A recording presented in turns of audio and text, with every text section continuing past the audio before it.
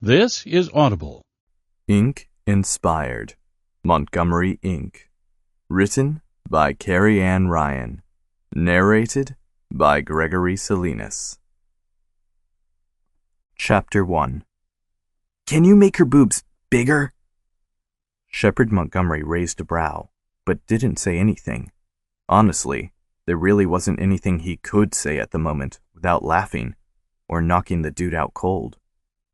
No, really, I want her boobs like enormous, way bigger than Justin's. Shep blinked.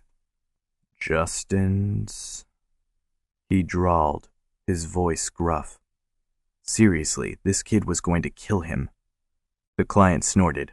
Oh, you know what I mean. Justin, my friend. The chick he has inked on his back has big boobs. I want mine bigger. Shep closed his eyes, trying to think of a delicate way to put the fact that, no, he did not want to ink this virgin with a big-breasted woman just because the dude wanted to show up his bro. Oh, and the other dude was totally a bro, in every sense of the word.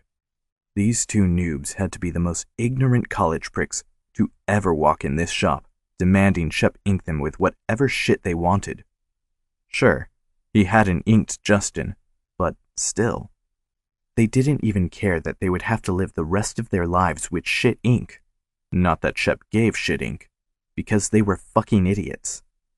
He should just tell this prick to fuck himself. But this was his job. He probably shouldn't be so honest. No, wait, he didn't actually care what this dude thought of him. It wasn't as if he was trying to be the best customer service rep in the biz. Oh no, he didn't give a fuck. No, kid, I'm not inking you with a big-breasted woman just because you want to show up your bro. The kid's eyes widened, then narrowed in that annoying rich kid on daddy's dime sort of way. Hey, I pay for it, you do it, bro. I don't see the fucking problem. I just want a chick with big tits on my back. Bigger tits than Justin's bitch.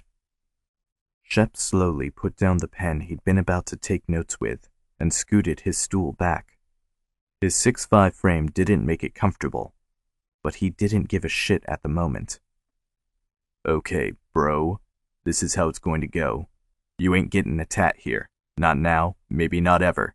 You think money gives you the right to come into the best shop in New Orleans and boss us around like you fucking own the place? It's your job, the little prick spat. No, it's my job to ink art on canvas. That canvas just happens to be skin. Today, though, no fucking way. Not on you. You're welcome to come back when you get a fucking clue what you want to ink on yourself. But fuck right now, dude. You want some strange woman's face? Some generic shit on your back? It's not even a sexy old school pinup. No, that's not how it's done.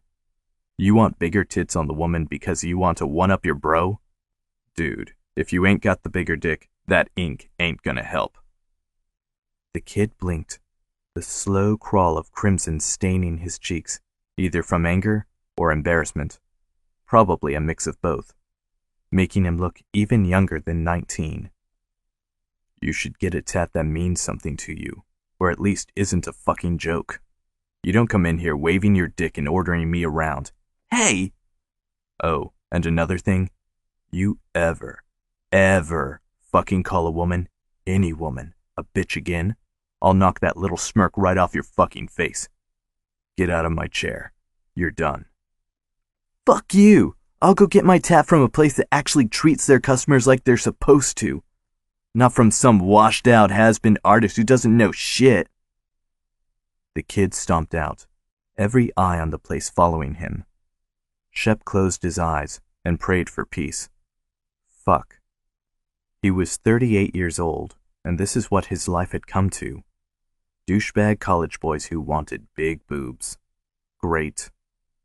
Smooth, dude. Why don't you just kick the puppy next time? Make it easier. Sassy, Midnight Ink's receptionist, an all-around crazy person, sing-songed as she walked past him. Shut up, Sass, please. I'm not in the mood. You never are anymore, baby. That's the problem. Though, honestly, I have no idea why you said yes to that little prick for a consultation in the first place. You could tell from just looking at him he'd be a be-back. A be-back was a dude who said they'd be right back after they went to the ATM or gave some other lame excuse, saying they'd be back, only they'd chicken out and never come back. Yeah, the kid looked like he'd be one, though if he wanted to impress his friends enough, maybe not. Sass, really? I'm not in the mood, he grumbled as he cleaned his station. He hadn't had a client yet that morning, but he wanted no trace of that bro near his place. You should have let Khalif take it, Sass said, an annoyingly bright grin on her face. Midnight Ink, their shop right on Canal Street, had several artists who worked in shifts. They didn't have to come in every day, only if they wanted to get paid. Since everyone working there needed money to pay for shit, they all came in. Most worked on walk-ins around their scheduled clients, but a few took on only clients they'd hand-picked off the waiting lists. Those guys also only did ink with certain elements because they were the shit at it. Shep did a bit of everything, so even though his shading was fucking awesome, he didn't specialize too much. His best friend, Khalif, was the same way. Shep would have given his left nut to see his brick house of a best friend take on that college kid. What's this I hear about me taking on a bro? Khalif asked, stomping through the room to his station. Shep was big, Khalif was bigger and scarier. Had a perfect kid for you, Shep yelled across the shop, causing a few of the customers to turn toward him. Wanted big tits like his bro. Khalif snorted, then flipped him off. Fuck off, Shep. Ah, a decade of friendship never lost its shine. Shep shook his head, then gave Sassy and Khalif a chin nod to say he was going out for a coffee. Sassy might make some of the best brew right in their shop, but he didn't want to sit there too long. He needed space. Again, he needed to think, and the muggy air of New Orleans always did it for him. Sure, it wasn't the crisp, clean air of the Rocky Mountains where he'd grown up, but he liked it. His family, who all still lived up near Denver, thought he was fucking nuts for moving down to New Orleans to set up shop, or at least find a shop he could fit into. But he loved it. Well, at least he used to. Fuck. He needed to get his head out of his ass and figure out what was wrong with his mood. He was 38, not some young kid, but sure as hell not on his way out. Maybe he needed a change. He just had no idea what kind of change. Shep turned the corner to make his way to the coffee shop, then cursed as a little bit of a thing ran straight into him. He sucked in his breath as she looked up at him, way up at him. Damn, her eyes were something else, a pale, pale blue that looked almost like crystals in water on a sunny day. Those had to be fucking contacts because no way were those eyes real. I'm so sorry, sir. I wasn't watching where I was going. Excuse me. The little blonde thing walked around him after she mumbled her apologies, heading the other direction. Shep blinked. Well, hell, that was weird. He hadn't even had a chance to say something like, fucking sexy eyes, or anything along those lines that could have made her want to join him for coffee. Shep shook his head. Fuck, he needed that coffee. In the long scheme of things, what he didn't need was a wide-eyed woman who probably thought he looked like some ex-con with his full sleeves and the scar on his brow, not to mention the other piercings and tats hidden from view. No, he didn't need that shit. What he did need? Well, that was the problem. He didn't know. He ordered a coffee from the girl at the counter, who fluttered her lashes at him. Shep held back a groan, and not the good kind. This kid had to be in her early 20s, if that, and there was no way Shep would cross that boundary, even if she was hot as hell, which she was. He walked to one of the tables outside the cafe and sat down with his cup, not ready to go back to work yet. Fuck, if he was thinking some 20-something was hot, maybe he just needed to get laid. That might be the answer to all his problems, though even a long night of against-the-wall sex might not be enough to get him out of his funk. The fact that he'd blown up at a silly kid just now told him something was far from good. He needed to figure out what the hell was going on with him, find his path, find his inspiration, and fast. Shep took a deep breath of humid New Orleans air, then a sip of his coffee. Damn, he loved the coffee down here. Nothing bitter or overbrewed about it. Sure, when he went up north to Denver to visit his folks, he didn't mind the little cafes, but to Shep, nothing was better than New Orleans coffee. Since they were in the deep south, it didn't really feel as though they'd just hit the start of January. The holidays seemed like something in the distant past, and the New Year's parties, something New Orleans did fucking right every time, were a fading memory. What wasn't a memory was his resolution. Nope, the fact that he told himself this year would be different wasn't lost on him. He'd resolved to find his inspiration and actually do art that meant something to both him and the client, rather than just walk-in after walk-in. Shep ran a hand over his 5-day-old beard and sighed. When the fuck had he turned into some emo teen? His phone buzzed in his pocket, and he pulled it out of his jeans. When he saw his cousin Austin's name on the screen, he smiled. If anyone could get him out of his funk, it was Austin. "Hey, what's up?" "Nothing," Austin said, his voice even deeper than Shep's. "Just got done with a whole back piece that took 6 sittings. Now I'm trying to get my head out of phoenix feathers and into dragon scales." "Did you take a pic?" "Sure as fuck did." Austin laughed. "I'll text it to you in a bit. Fine piece of work if I do say so myself. I was bored and didn't feel like walking anywhere to grab a bite. Figured I'd call and see how you're doing. We didn't get to talk much when you were up for Christmas." Almost the entire Montgomery clan lived up in the Denver area. Shep was one of the few who had ventured out, though he and Austin were the closest and the same age. When Shep had gone up for the holidays, he didn't have that much time for his favorite cousin. Oh no. Between Austin's 7 siblings, Shep's 3 siblings, the other Montgomery cousins, plus all the aunts and uncles, and parents, the holidays were a bitch, giving him no time to breathe. "Yeah, it sucked that we couldn't get together much when I was up there. You should come down here for a visit. Come see the color and culture. Put it in your ink." Austin and his sister Maya owned Montgomery Ink, a shop in Denver, and were hella good at what they did. The 3 of them frequently went around the country to see what inspiration they could find and what they could translate into their work. Maybe he needed to do that again and find that thing he was looking for, whatever the hell that thing was. "Maybe," Austin hedged, causing Shep to frown. "We'll see." "What's up, man?" "Nothing. Just getting old." Shep snorted.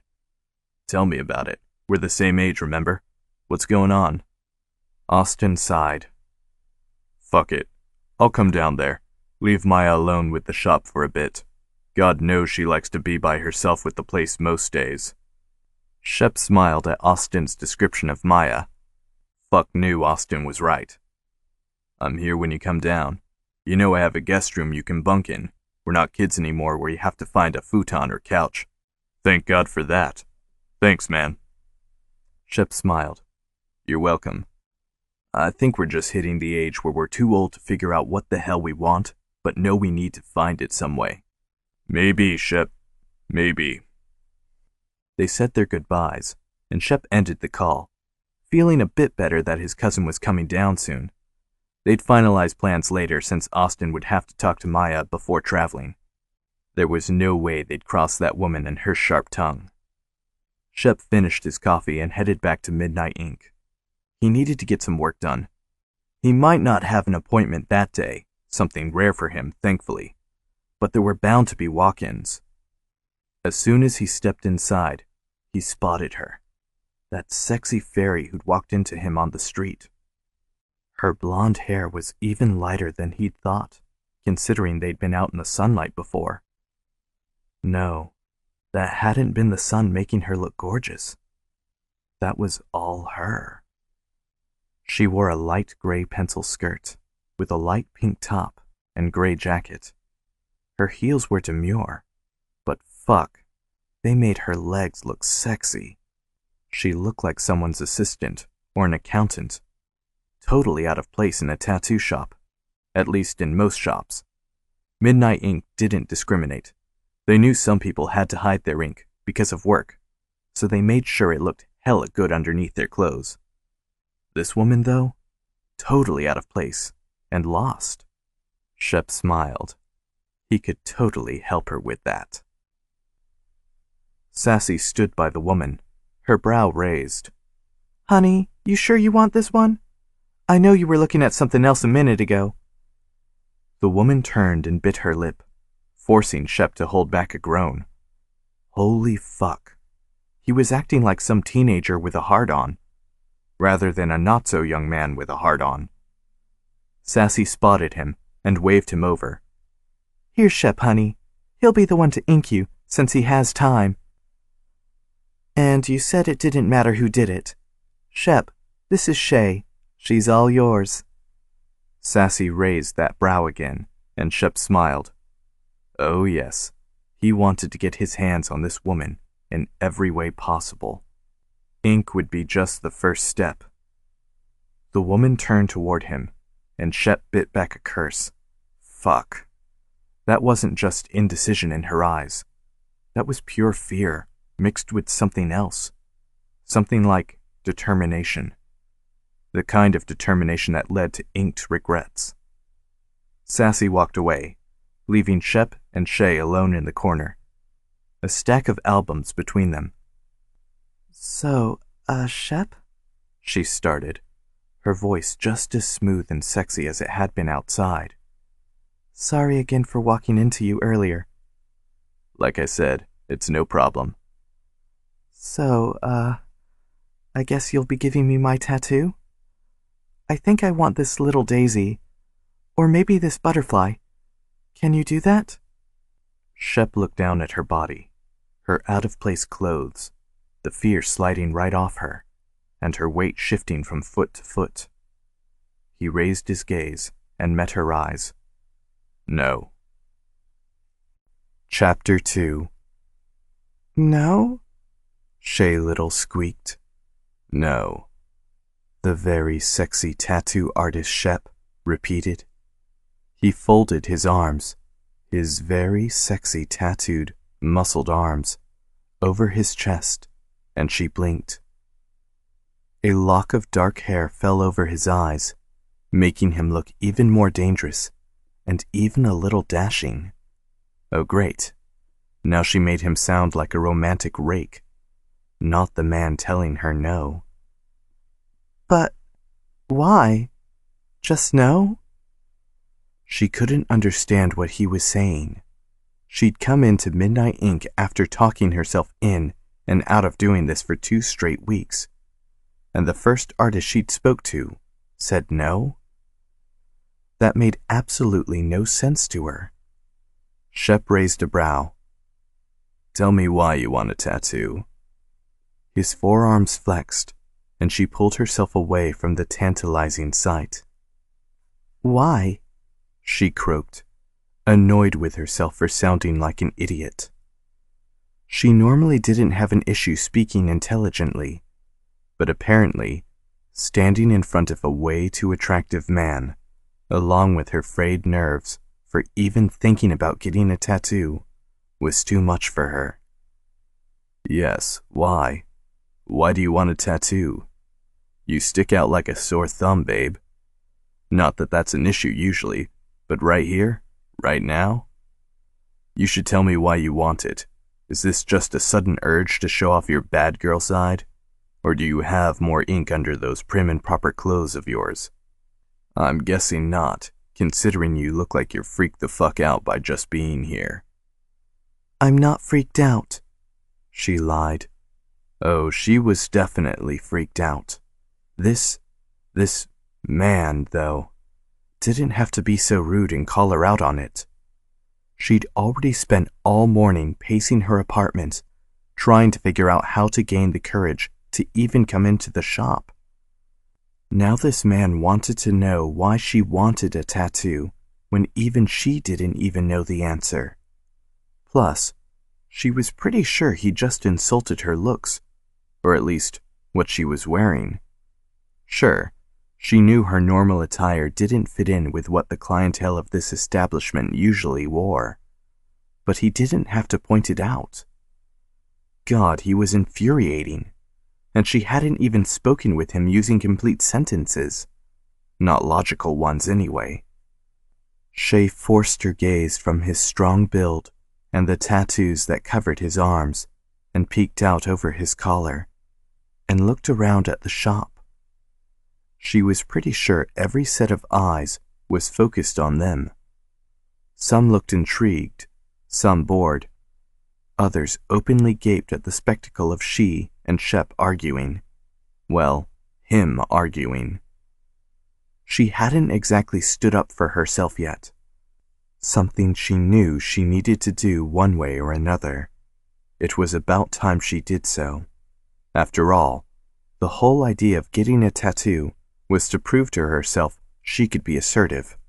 There, that was it. That was what she'd tell this Shep with the dreamy blue eyes. Not that he deserved an explanation, since he was acting like a butt. "Shay?" Shep asked, and she froze at the sound of her name coming from his lips. Oh yes, she liked that a lot. Way too much, in fact.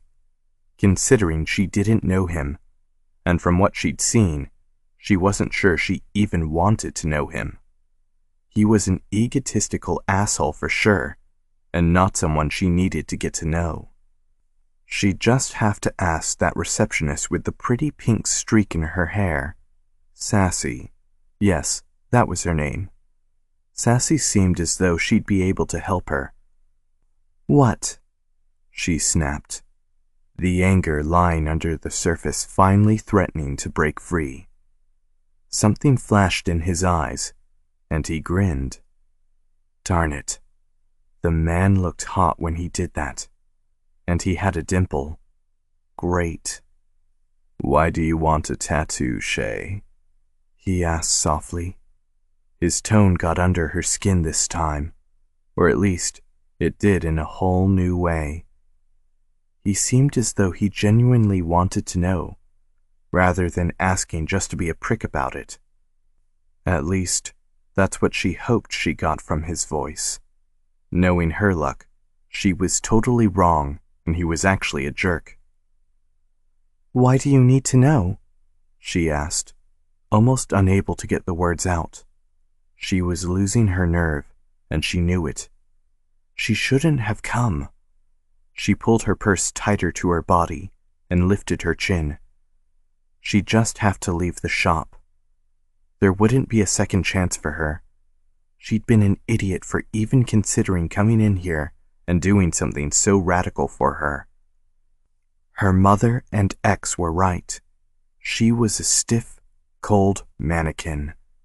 Totally not appropriate for a man like Shep. She swallowed. Jesus, why was she even thinking about this man? This was about a tattoo, and she wasn't getting one. Shep had nothing to do with any of it. Nothing. "Sorry to have bothered you and taken your time." She pulled her purse closer to her and walked quickly toward the door, her high heels clicking on the smooth wood floor. It took all she had to hold back the tears and keep her body from shaking. She knew her face had to be red, but she ignored it. This had been a stupid, stupid idea. A large, warm hand gripped her elbow as she reached the sidewalk, and she tried to pull away. "Wait, Shay. Don't go." "Unhand me," she spat through clenched teeth. "Don't touch me." "Please don't touch me." He didn't let go, but pulled her toward him so they were facing each other. Sweat dripped down her silk-covered back, and she tilted her head so she could look at his bearded face as the cloying New Orleans heat surrounded them. Shay could hear the hustle and bustle of tourists and locals, either working or sightseeing. She could hear children laughing, couples talking, a lone man humming, another yelling on his phone. Yet, all of that became background noise and paled in comparison to those pretty blue eyes, rimmed in dark lashes and against striking cheekbones beneath a few days' worth of beard. Shep finally pulled back, but was close enough to her that she couldn't move away and run like she wanted to. Damn it. She hated not being in control, not having all the answers and everything in its place. Yes, this also didn't fit with her current circumstances, and it annoyed her to no end. She shouldn't have come. I didn't mean to hurt you or grab you like that, Shep said, concern in his tone. I just wanted to stop you from running out of the place because I was acting like an asshole. If that was an apology, she still wasn't sure what she should think. I already said I was sorry for taking up your time. Thank you for coming out here and trying to make yourself feel better, but I think I should go. I'm clearly in the wrong place. God, even when she was trying to be bitchy, she needed to make people feel better. Hell, those southern roots never died. You won't find a better place for ink, Shay. She raised her chin. That may be, but I'm not in need of ink anymore. I made a mistake. Goodbye, Shep. She turned, but he caught her elbow again. Jesus, Shay. You put up that Ice Princess mask quickly, but hell, I saw the fear in your eyes when I walked up to you. Plus, I saw it when we bumped into each other on the street, before I even knew you were coming to midnight for a tattoo. Tell me what's going on in that mind of yours. He reached up and tucked a lock of hair behind her ear, and she froze. The gesture was so intimate, so close, that she wasn't sure what to do. She didn't even know this man, and he was touching her, making her want to know about his own ink. There had to be something wrong with her. Why are you doing that? Doing what? He asked, his voice low. Jesus, his voice was sexy. It had a low, throaty sound that rumbled against her skin, forcing her to hold back a shiver. She thought only sexy guys on TV or in the movies had voices like that. Why are you touching me? I told you not to touch me. Her voice had risen at the end of that, her fear of something new coming out. I'm an artist, Shay, not a mind reader. She blinked. What? I'm an artist. I fucking love what I do.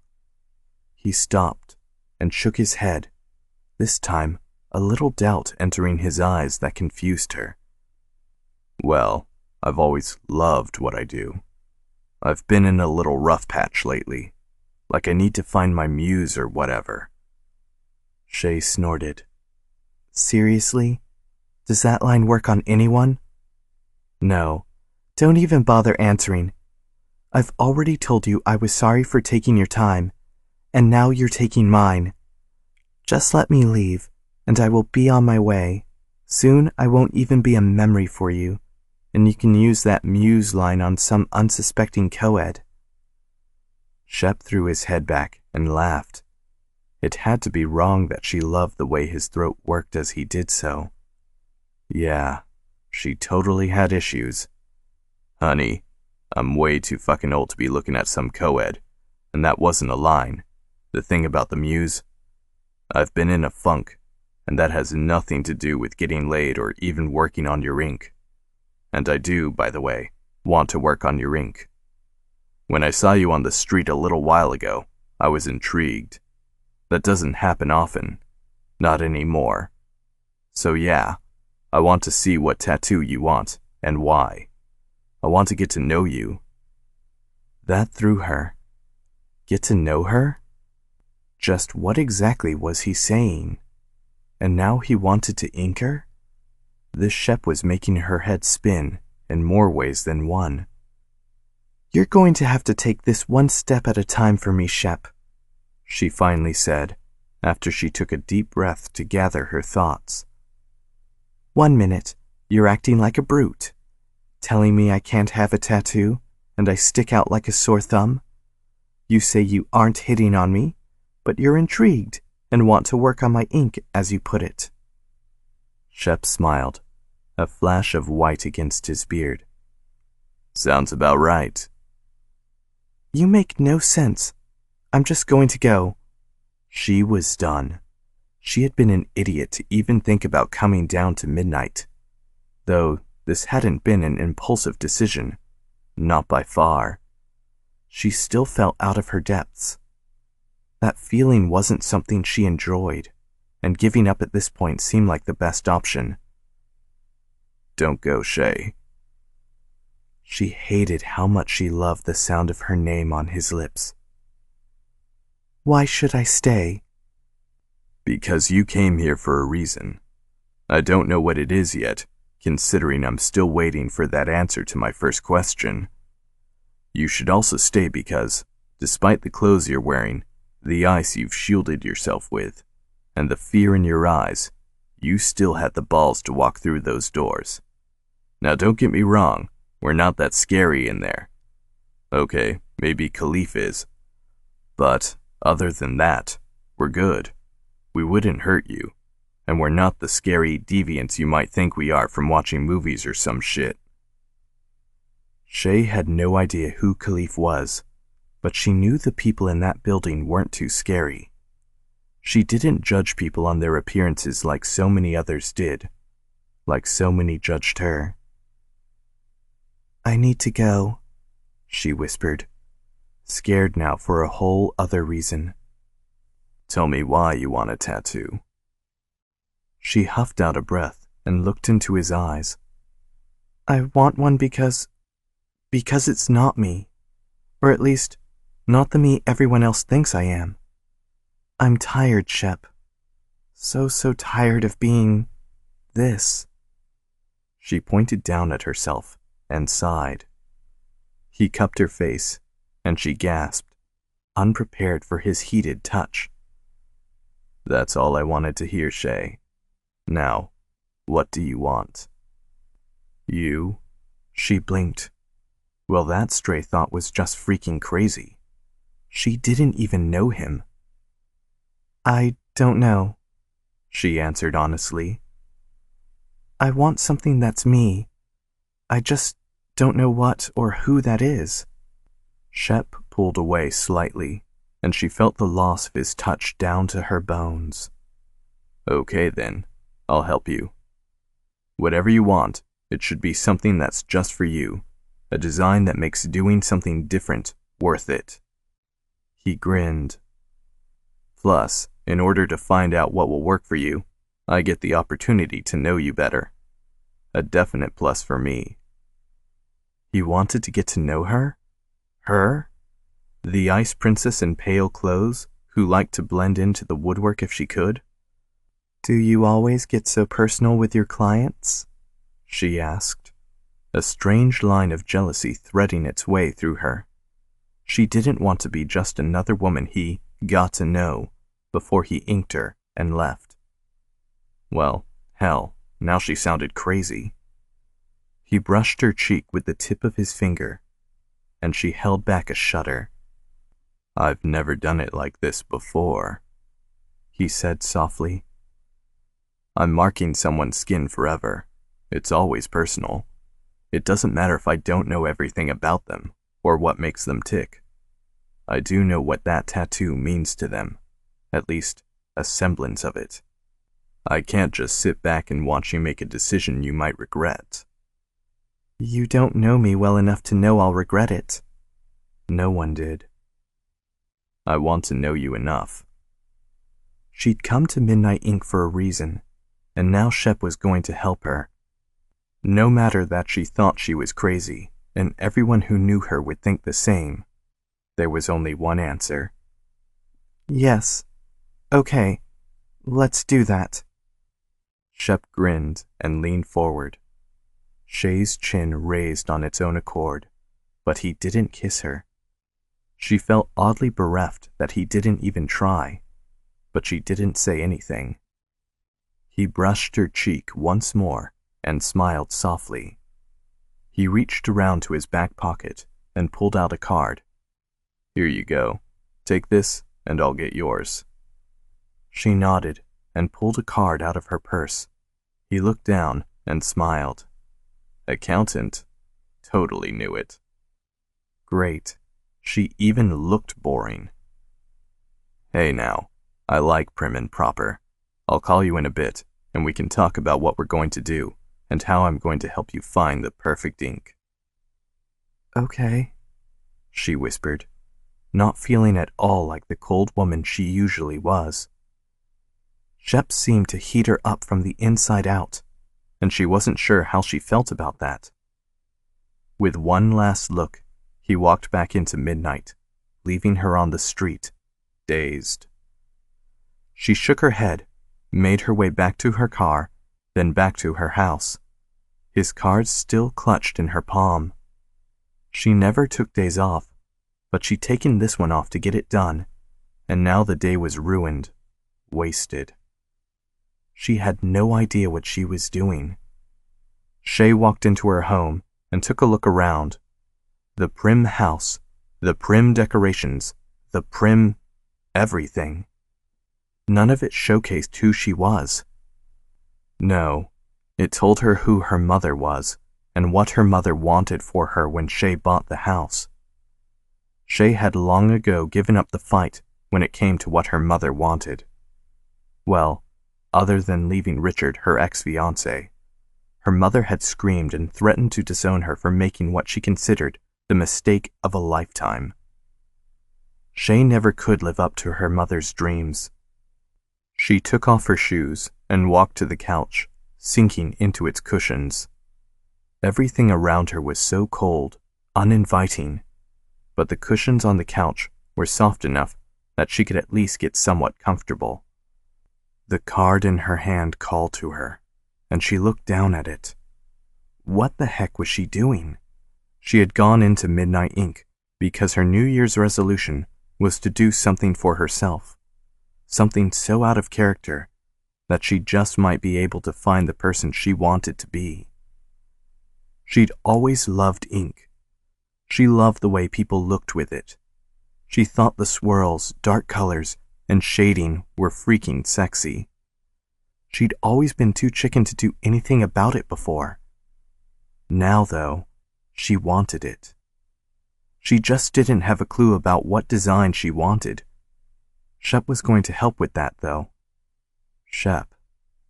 His dark hair and light eyes called to her, even if she had no idea why. He was going to help her find herself. Okay, that sounded lame, even though it was true. Everything could go up in flames if she made the wrong choice, but it didn't matter. It was all or nothing. Her cell rang, and she frowned. God, she hoped it wasn't Richard or her mother. They never stopped bugging her with their own opinions on how she should run her life. She didn't recognize the number on the screen, so she answered as coolly as possible. Yes? Shay, it's Shep. Her pulse beat in her ears, and she swallowed hard. Yes, this is Shay. I'm glad you didn't give me a fake card. That's why I asked for that, rather than you putting your number in my phone. Harder to fake that on the fly. Oh, I guess. Great. She needed to learn to use complete sentences, or he was going to think she was a complete idiot. What do you say I take you out for a night on the town tomorrow night, after my shift? Why? For what? He gave a deep chuckle, and it shot straight between her legs. Dear Lord, the man's laugh was sexy. I told you, I want to get to know you to help you. And fuck, just to get to know you. I'm thinking we can pick up a quick dinner, then spend the rest of the night exploring to see what you like. What do you say? He wanted to do something without a firm schedule she could check over and over again? She wasn't 100% sure of that. This wasn't normal for her. She didn't want it to be normal. Okay, that sounds fine. Good. I'll meet you in front of the shop at 7 tomorrow. That way you'll feel more comfortable than me coming to your house and freaking you out.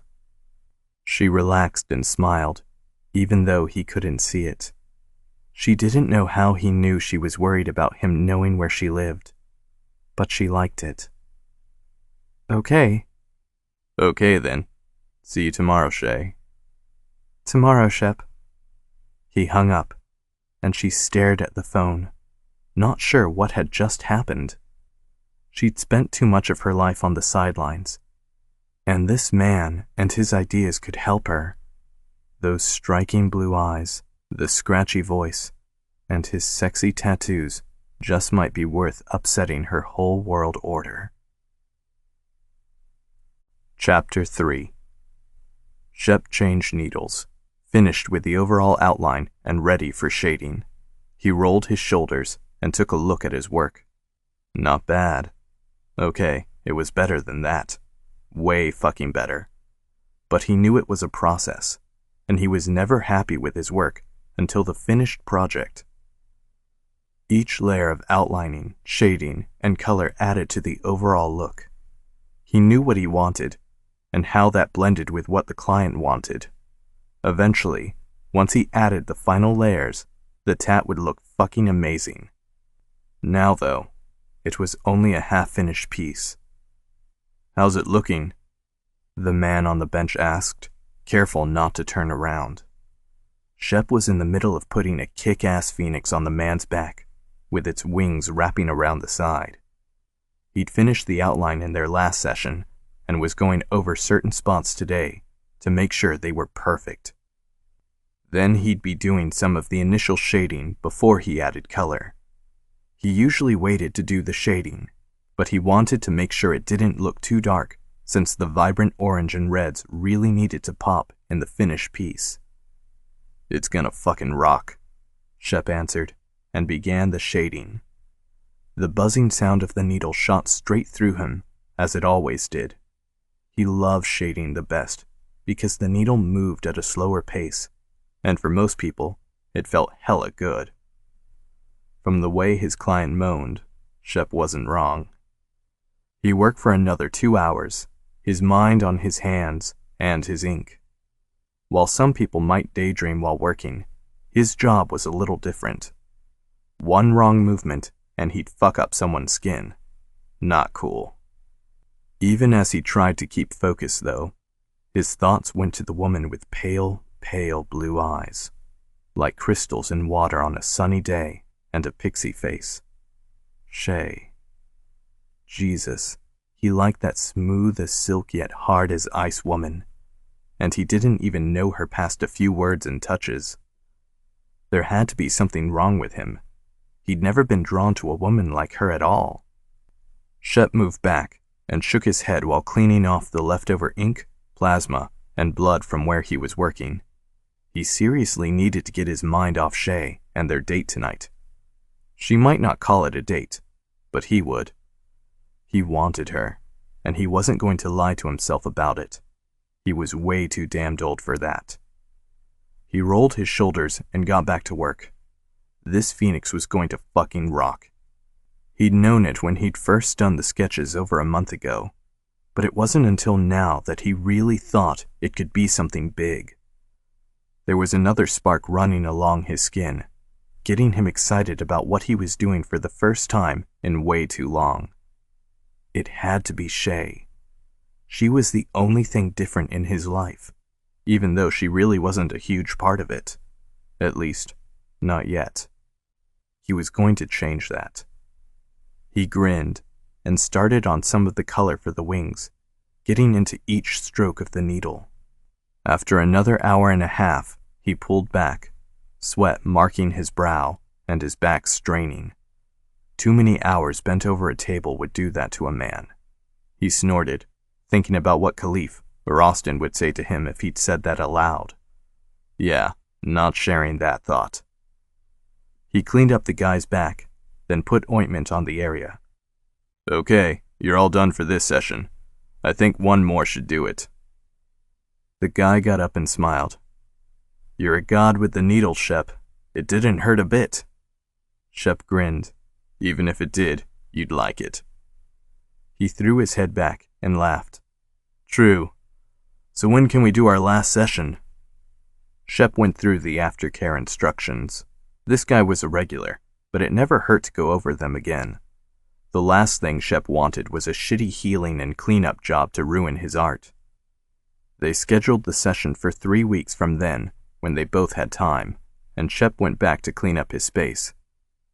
He'd really gotten into the piece, and it had taken a full hour longer than he'd intended. It was already 7:15. He wouldn't have time to head home and grab a quick shower. Shit. He hadn't wanted to look like a sweaty loser for his date, but she'd have to take what she got. After all, he was just Shep. He'd have to be good enough. He went to the employee restroom and stripped off his shirt, then pulled another on. He would still wear his worn-in jeans and boots, but at least he had a black button-down to wear. It was just getting to that time of year when it was muggy at night, too, so he didn't bother with his leather jacket. He ran his hand through his hair and called it a day. He didn't look like some GQ model with the tats, nipple piercings, and more, but he did all right for himself. From the way Shay's gaze raked his body the day before, he had a feeling what he had did it for her. What she had sure as fuck did it for him. "Looking good," Sassy said as she walked to the back to get her purse. "Thought you might have wanted to take a shower before your big date with the Ice Princess." He scowled. "Don't call her that. And how the hell do you know I have a date tonight with her?" "Sassy knows all." Shep rolled his eyes. "You were looking around the corner when I called her yesterday, weren't you?" She just raised her brow. "I have no idea what you are talking about. Sassy doesn't lurk." "Stop talking about yourself in third person. You're creeping me out." She just shook her head and laughed. "Spray yourself down with some cologne, but not that frat boy crap with the shitty commercials." "I don't even own frat boy crap, Sass." "Then we won't have a problem. Good luck with your main squeeze tonight, sugar. You're gonna need it." "What the fuck do you mean by that? You saying I'm not good enough for her?" She held her palms out. "That's not what I'm saying at all. I'm just saying that woman had a shield around her so tight that even I couldn't see through it. And you know I'm good as fuck when it comes to that. You'll have to break through that ice if you want to know who she is. And what the fuck is with you saying you're not good enough? You've never been one to lack self-esteem, Shep. What's going on?" Shep shook his head. "Never mind. I'm just antsy." Sassy smiled and twirled the long strip of pink hair between her fingers. "I see. So this one's special. Good to know." Shep narrowed his eyes. "Back off, Sassy." "Don't worry, sugar. I'm sure everything will work out." With that, she sauntered out of the room, hips swaying. Jesus, that woman was a nut job sometimes. Shay would be outside within the next 5 minutes, and he didn't want her to wait. Remembering the way she'd looked like a frightened rabbit the last time he'd seen her, he wasn't about to leave it up to fate that she'd actually stay. His phone buzzed against his leg, and he cursed. It better not be Shay calling to cancel. Without looking at the screen, he answered, "You better be outside and not ready to cancel on me, babe." "Having to threaten your dates now? What the hell is going on in New Orleans that a Montgomery is losing their street cred?" Shep cursed at Austin's words. "Jesus, I thought you were someone else." "Clearly. What's wrong? Having trouble in the sack?" "I'm not talking about sex with you, Austin, just because you aren't getting any. I don't have time to discuss it right now." Ouch. Cruel words for a man who thinks his date is about to dump him. "Shut it. I've got to go since Shay is probably outside waiting for me, and I'm here talking with you."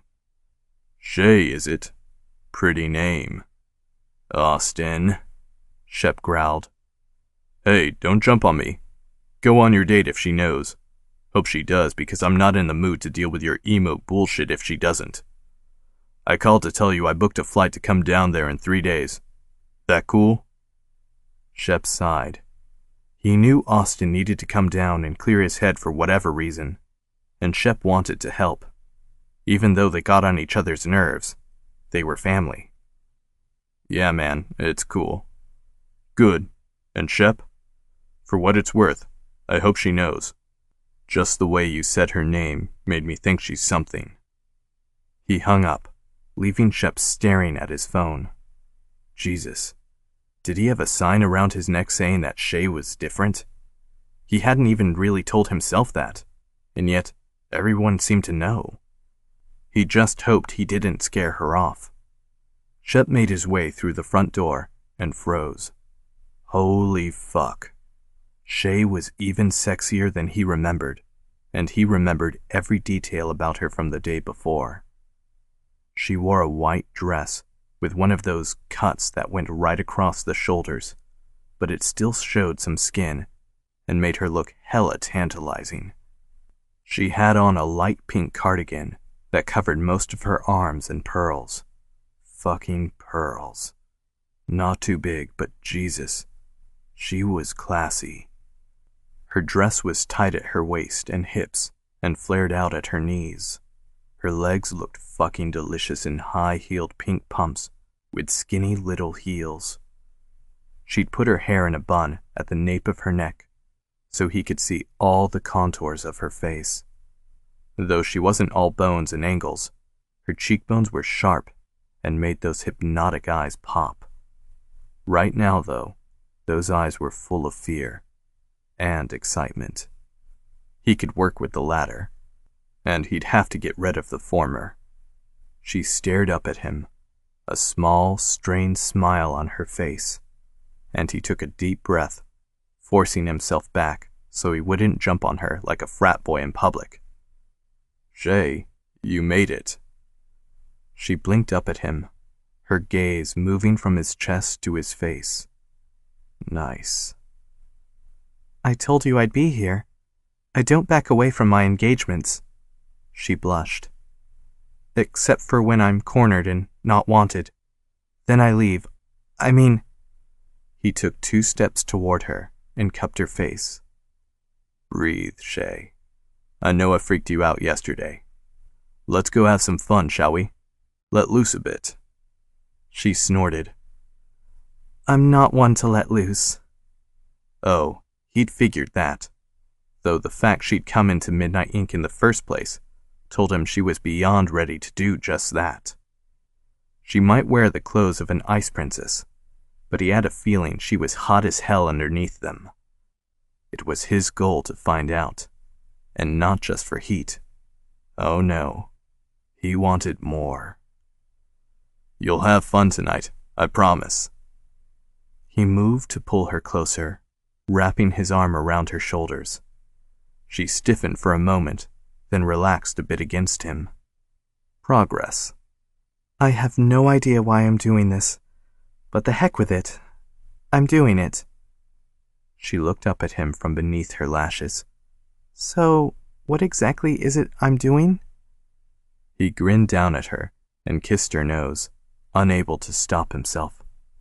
She jerked back slightly, a blush rising in her cheeks, but she didn't call him out on it. "We're going to Frenchman Street." "The street? Not a specific place?" "You've been down there before?" She nodded. "A couple of times. It's very colorful." "Tactful, baby. It's not the main tourist destination and doesn't have the most famous places and foodie type things, but it has great fucking music in the bars and even right on the streets. It's just about getting to the time where people will be doing pub crawls and enjoying themselves. We'll blend in and find out if you like it." He looked down at her dress and pumps. "Well, we'll try to blend it. You'll look like a tourist, but I'll take care of you." She stopped, her face blushing. "Oh, crap. I'm sorry. I didn't know where we were going, so I just put this on. I can go back and change. Shep, darn it, I don't know what I'm doing. He turned her in his arms and crushed his lips to hers. She sucked in a breath, her lips parting. His tongue bushed against hers, and he lost himself, inhaling her scent, tasting it, savoring it. He pulled back, out of breath. Calm down, baby. It's okay. Dress the way you want to dress. I won't judge. Just don't hide yourself. Got it? You kissed me. Fuck yeah. It was perfect. She touched her swollen lips with her fingertips, her gaze dazed. Oh, my. She blinked. Next time, give me an idea of where we're going, and I'll dress better, okay? I hate standing out. I just put on something cute for the night. I wasn't thinking. He nodded, loving the fact that she'd said next time because, fuck yeah, there'd be a next time. You pulled off cute, and then some, Shay. I'll warn you what we're doing next time, though. You'll always stand out to me, though, baby. Got that? She tilted her head.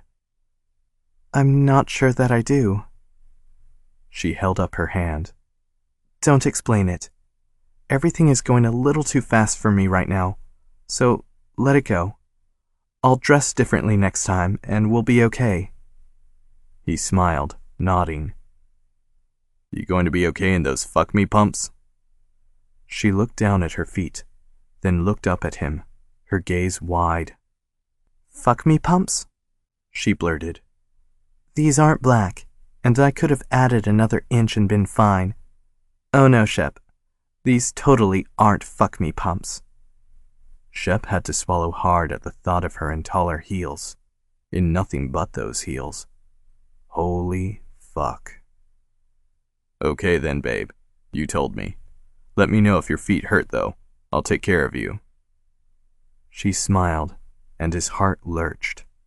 Fuck, he was in trouble. I'll be fine, Shep. I love heels.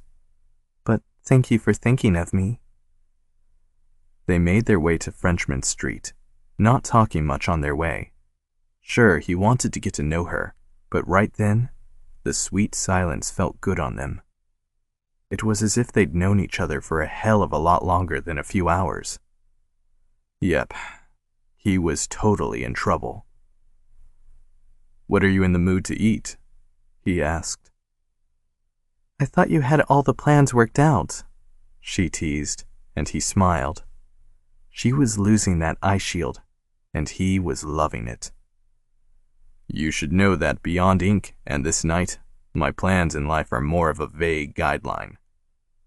Shay stopped suddenly, and he stopped with her. What is it? I need plans, Shep. I like plans. I like schedules and calendars and color-coded things. They make me happy. When things are organized just so, the world is a better place. You should know that. You're a touch OCD, aren't you? For me, when it comes to schedules, it's more CDO. At his blank look, she smiled. It's OCD, but the letters are in the right order, as they should be. Her lips twitched, and he threw his head back and laughed. His calm, collected Shay was shitting with him. Oh yes, tonight was gonna go fucking perfect, no matter what happened from here on out. Okay, so next time, I'll let you know where I want to take you, and then you can plan your outfit and what exactly we do for the night. How about that? She leaned into him, her eyes dancing, the joy there free and uninhibited. That sounds perfect. He smiled and took her lips again, unable to help himself. She sank against him, her body going lax. He slid his hand down to the back of her dress, to her ass, and squeezed. Oh yeah, a perfect handful. His tongue tangled with hers, and she opened wider, moaning. What's happening, Shep? she asked once they pulled away from each other. I have no clue, Shay, but I can't wait to find out. Chapter 4. Shay, baby, arch your hips up. Let me see that pussy of yours. Shay did as she was told, her moans breaking through her lips, her body writhing. Fuck, Shay. I can't wait to fill that pretty pussy of yours and feel you on my cock as you come around me. She gasped at his words, wanting to come, but unable to. The phone rang, and she opened her eyes. Well, crap. She was tangled in her sheets, her nightie up around her waist, and her panties at her ankles. Shep was nowhere to be seen. Well, he wouldn't be here, would he? No. After an amazing night of listening to jazz music, eating sandwiches while standing in the street, and going from bar to bar, drinking, kissing, and laughing, he'd taken her home and kissed her goodnight on her doorstep. They knew he wanted to come in. They knew she would let him. And they knew it wasn't the right time. Her dreams, however, had other ideas. Her body ached from lack of release, and it took all that she had not to pick up her phone and dial Shep so he could come help her. Oh crap, that totally didn't sound like the Shay she knew. On the other hand, it was totally the Shay she wanted to be. Her phone rang again, and she cursed, turning over on her stomach to reach for it on her nightstand, pulling up her panties at the same time. It was 6:30, and she'd been out until almost 2. There was no way the person on the line would be the one she wanted it to be. So it was either her mother or Richard. Not answering either one would just annoy them, and they would eventually annoy her. She looked at the display, cursed just like Shep would have, and answered, her voice icy. Mother? Sleeping after 6 a.m.? I don't understand why you act this way. It's as if you've forgotten all your training. I spent years on you, and now look at you. Worthless. You could have married well at a young age and to Richard. He comes from a good family. Now look at what you've done. You're nothing but an accountant who sleeps in like a whore. Shay closed her eyes. Why had she answered her phone? She could have put it on silent and slept in just a bit more with the Shep of her dreams. Mother. Yes, I'm your mother, for all the good it has done. I gave you good breeding, a roof over your head, and a future so bright and filled with promise that I should have won awards for it. And yet what do? You leave all of that to work with numbers and become some tramp who lives alone and sleeps in with God knows who. Her mother's fantasies of her life were much more enjoyable than the reality. Just saying. Mother, good morning to you too. Honestly, there really wasn't anything else to say when her mother started one of her tirades. It would have been a good morning if you had been the daughter I wanted you to be, not the daughter you are. Ouch. No, she hadn't said anything different than what she'd been saying for years, but still. Ouch. Is there a reason you called this morning? It was Sunday, after all. Since it was normally a day of rest, Mrs. Reginald Little, the third, should be at least preparing to cut down other women at tea, while not actually looking as though she was doing the cutting, not bothering her only daughter. Her mother gave a long, drawn-out sigh. Seriously, the woman had that down to an art form. You're expected at brunch this morning. Richard will be there, and you can apologize. Hopefully, he will be gracious enough to take you back. I've worked all I can at this point to make up for your failures. Don't disappoint me by being yourself. Shay ran a hand through her hair, the pang at her mother's familiar words like a sharp lance across her chest. I can't go today, Mother. Or any day. I have plans. Her plans with Shep weren't until later in the day, but her mother didn't need to know that. Plans? You? Her mother laughed, and Shay winced. Honey, you don't need to lie to me. I know you have no plans. Who would want to be with you? Now get dressed and wear something I've picked out for you. It won't do you any good to look like a whore in front of Richard. Look demure, but make sure your breasts are high. He likes breasts. Once he gets a good look at what you have, which isn't that much, honestly, you can use those whore wiles of yours to get him to put that ring on your finger. There wasn't enough freaking coffee in the world to deal with this. Seriously. She had to be both a whore and demure to keep a man she didn't want? Jesus, did her mother even listen to herself? On that note, Mother, I'm hanging up now. Don't you be an ungrateful brat. I've done everything for you, and this is how you repay me. I will see you at brunch, or there will be hell to pay. Shay hung up as her mother continued her tirade, something she wouldn't have done even 2 days ago. It seemed laughing at night on the street with a man who held her close had helped her more than she thought.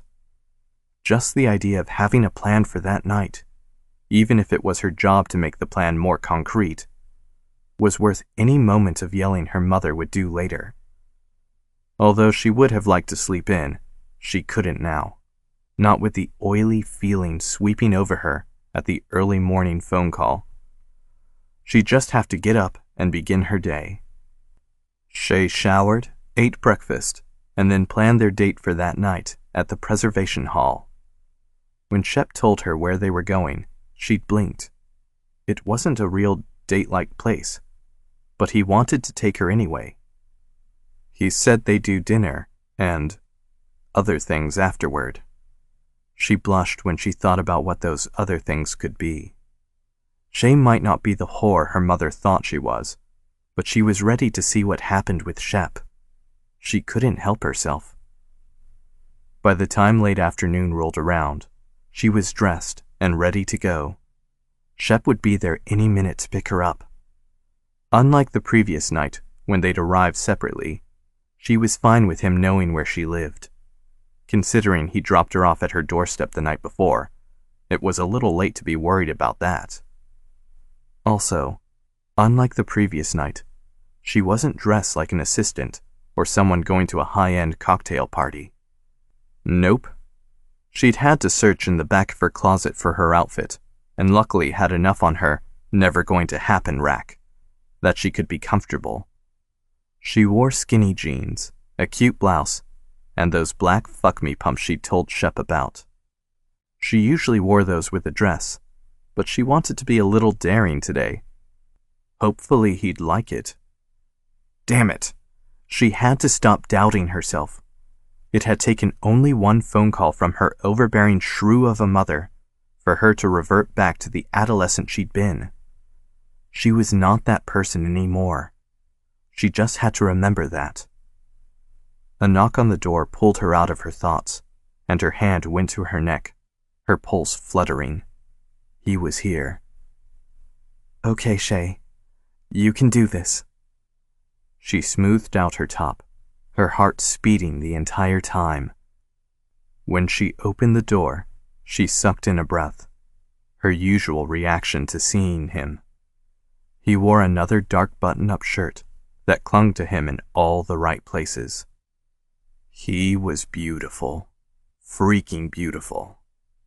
I knew you'd look fucking amazing in jeans, and I was not wrong. Not by a long shot. Shep's words slid over her, and she sighed. Yes, sighed like a schoolgirl, and she didn't care. She ran her hands down her jeans, still not sure she was wearing the right thing, even with Shep's obvious approval. Jesus, she needed to get control over her insecurities. She wasn't sitting in her mother's living room being yelled at for spilling punch on her dress or for not wearing the latest fashions. Tonight, she could not have cared less. A hand palmed her cheek and forced her to gaze at Shep's face. He frowned, his brows lowering. What's wrong, baby? Too crass for you? She blinked, confused. Oh, no. I don't mind what you said. She blushed. I liked what you said. He let out a breath, then brushed her cheekbone with his thumb. She sucked in her lips, loving the feel of his touch a little too much. Then tell me, what's going on in that head of yours? You were 1,000,000 miles away, and it didn't look like you were in a good place. What's wrong, baby? Nothing, she lied. She always lied when it came to her mother and her issues.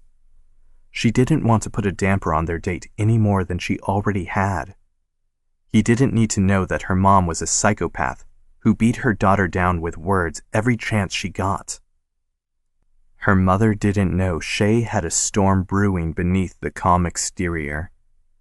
She wanted to be different, but was too afraid to be that way.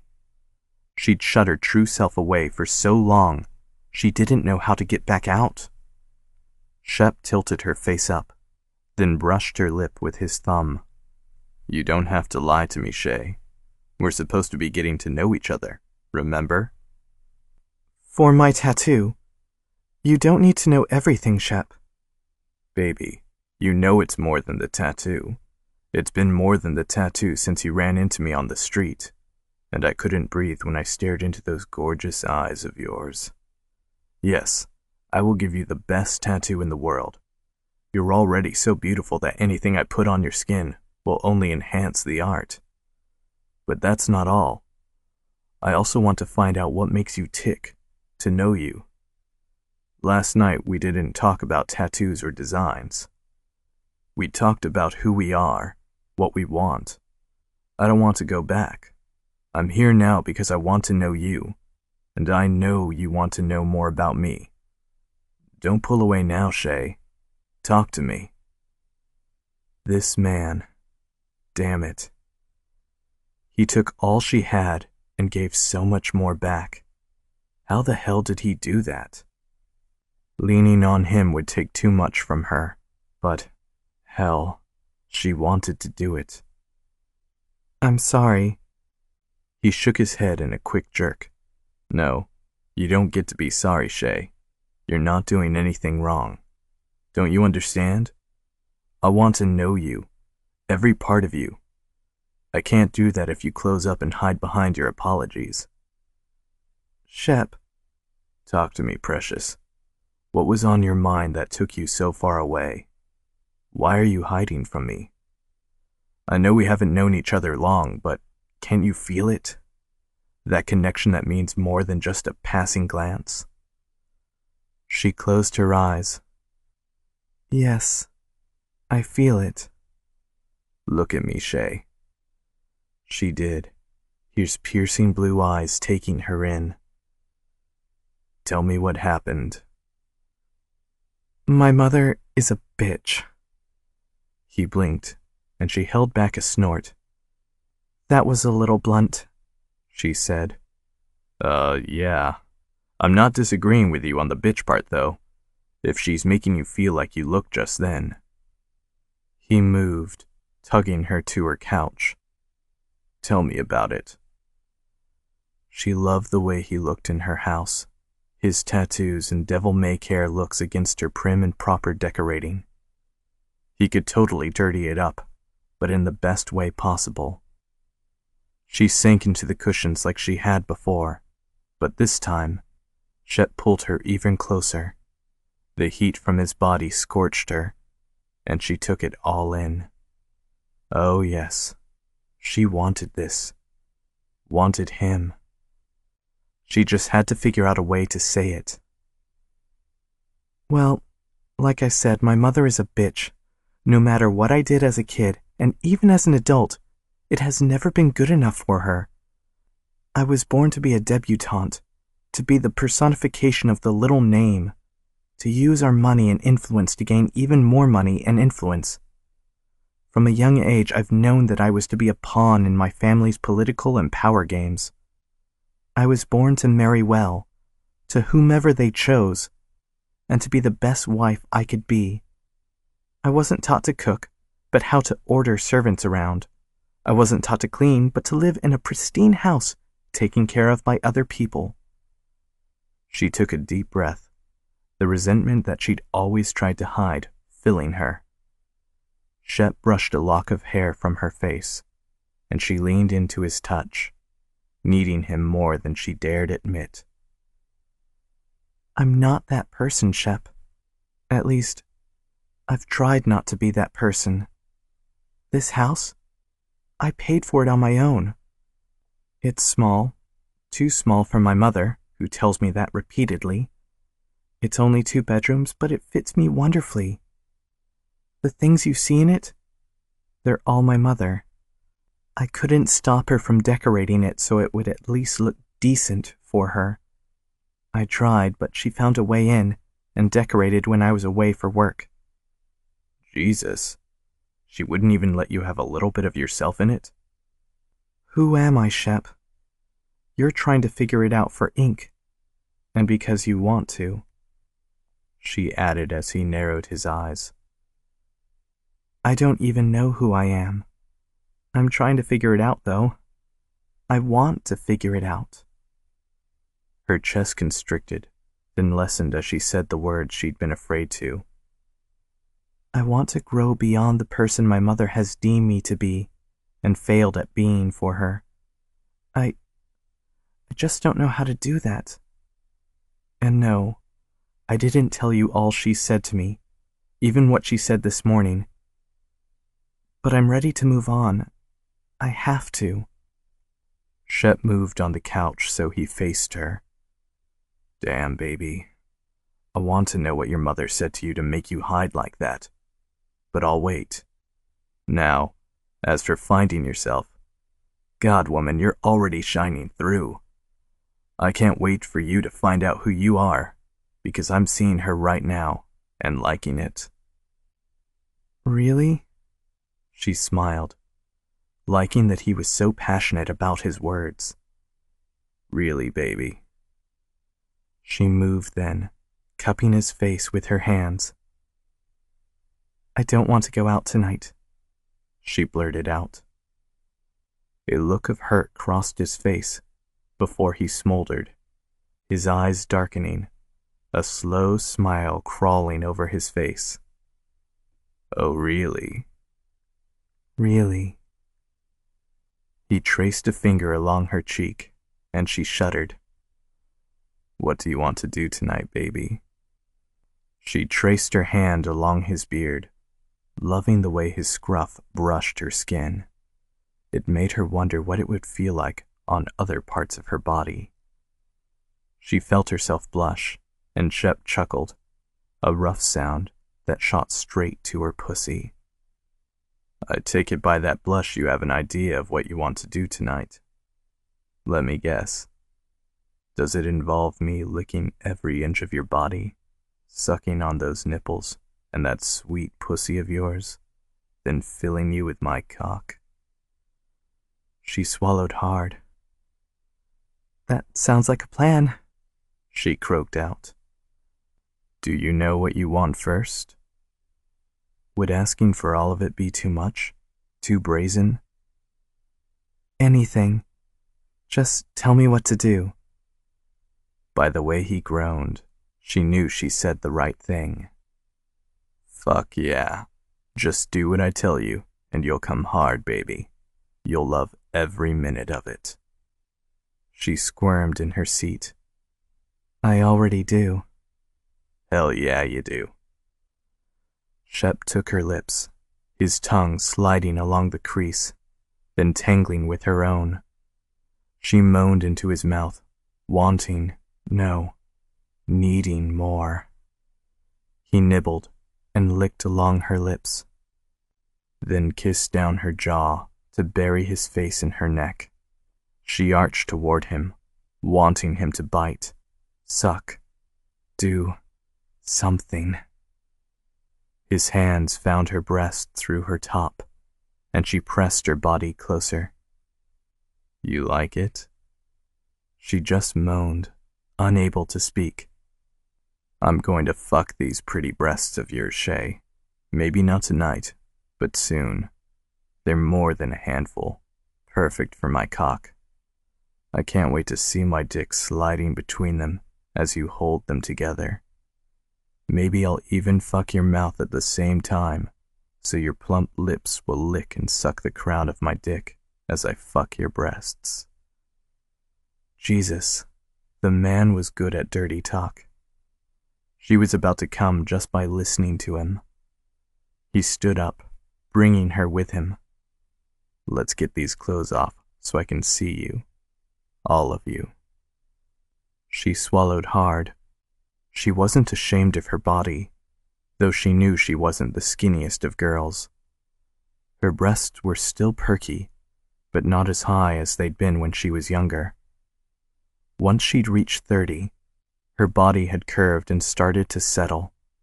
She could only fight gravity for so long without losing a few battles. Shep put a finger under her chin and forced her gaze to his. Eyes on me, Shay. Stop with the doubt. You're fucking sexy, and I want to see you naked. Got it? You're beautiful, so stop thinking that you're not. She smiled, then reached for the bottom of her blouse. Shep's hands covered hers. No, let me. He slowly tugged her shirt over her head, then threw it behind him. Jesus, Shay, how many layers are you wearing? She smiled at the annoyance in his tone. Apparently, he wanted her naked quickly. Well, so did she. Just this cami and a bra, then my jeans and panties. Oh, and my boots and socks. Shep just shook his head, then lowered his head to capture her lips. I don't mind, baby. It just makes the anticipation that much sweeter. Shay huffed out a breath. Any more anticipation, and I'll combust. Oh, honey, just you wait. She gulped. That's what I'm afraid of. He divested her of her cami, then knelt before her. He shucked off her boots quicker than she would have thought possible, tugged off her socks, and then slid her jeans down her legs, leaving her in her matching bra and panties. He stayed kneeling in front of her, his gaze openly hungry. Gotta say, Shay, love the fucking pink bows on black lace. She blushed and lowered her head. She loved wearing sexy things under her clothes, and now that she'd seen that hungry look on Shep's face, she'd be sure to always wear something sexy for him, at least underneath her clothes. His callous fingers slid up her body as he stood, bringing her closer. God, Shay, you're beautiful. He took her lips before she could answer, leaving her breathless. His fingers made quick work of her bra, and he tossed it over his shoulder. Her breasts fell, heavy, her nipples already hard little peaks. He brushed his thumb over one peak, plucked it, then did the same to the other. She arched, wanting more. Look at these nipples of yours, baby. Like berries, suckable, ready for my tongue. He bent down, captured one in his mouth, and sucked. Her pussy clenched, and she moaned. Hell, he felt so good. His tongue flicked her nipple, and then he bit down gently. The shocking sting went straight to her core, and she rubbed her legs together, needing release. He pulled back and gripped her hips. No, you don't. You don't get to make yourself come. That's my job. My treat. Shep! He had to be kidding. She needed to come. Now. Nope. Go sit on the couch and spread your legs, baby. She sucked in a breath at the order, but did as she was told. The quicker she did it, the faster Shep would let her come. It didn't make sense to dawdle. She sank into the cushions, blushed, and spread her legs so he could see how drenched her panties were. There would be no hiding from him now. Jesus, you're so fucking wet I can see it with your panties on. You want this as much as I do. I want it more, she said, leaving herself vulnerable. Oh, honey, I don't think it's a competition. We'll tie in this. He sank to his knees, fully clothed, and pressed his face to her pussy, inhaling. Shep! She tried to close her legs and move away, but he pressed her thighs with his large hands, keeping her open. Nah, baby. You smell so fucking sweet. I can't wait to taste you. He twisted his fingers in the sides of her panties and tugged them down her legs. He tossed those over his shoulder too. The man was really working on making a mess of her house in short order. All thoughts of a clean house and her clothes fled her mind when Shep lowered his head and took one long swipe along her clit. Her butt rose off the couch, pressing her heat closer to his face. He pushed her back down, then went to work, licking, sucking, and nibbling. He licked around her clit, then moved the hood back to suck hard. Her body shook, her legs going numb as she came with that one lick. Her arms tingled, and her pussy clenched, wanting more. Jesus, the man was good. Fuck, Shay. You came so hard so quick. I knew you'd be responsive, but hell. I'm going to make you do it again and again. Got me? Whatever you say, she rasped out, too much in her pleasure zone to care. He went back to what he was doing before and licked along the seam of her lower lips before moving his hand so his fingers found her wet, aching center. He pumped his finger within her pussy, then added two more as he sucked her clit. Her body, already high from her previous orgasm, shook, then tightened as she rose again. He fucked her with his fingers and moaned against her. His beard scraped against the soft skin of her inner thighs, and she came, the sensation too much for her to hold back. She'd never come like that during sex, let alone more than once. And she hadn't even seen him naked yet. Go Shep. No, go Shay. She moved back and kissed up her body until he found her mouth. Her limbs heavy, she used all her strength to tangle her fingers in his hair. She could taste herself on his lips, and it made her even hotter. That was amazing, she whispered. You haven't seen anything yet. Shep pulled back and stripped. Her eyes greedily took his body in. He was broad, built, tan, muscular, perfect. His tats covered his arms, thighs, and chest. They were fucking hot.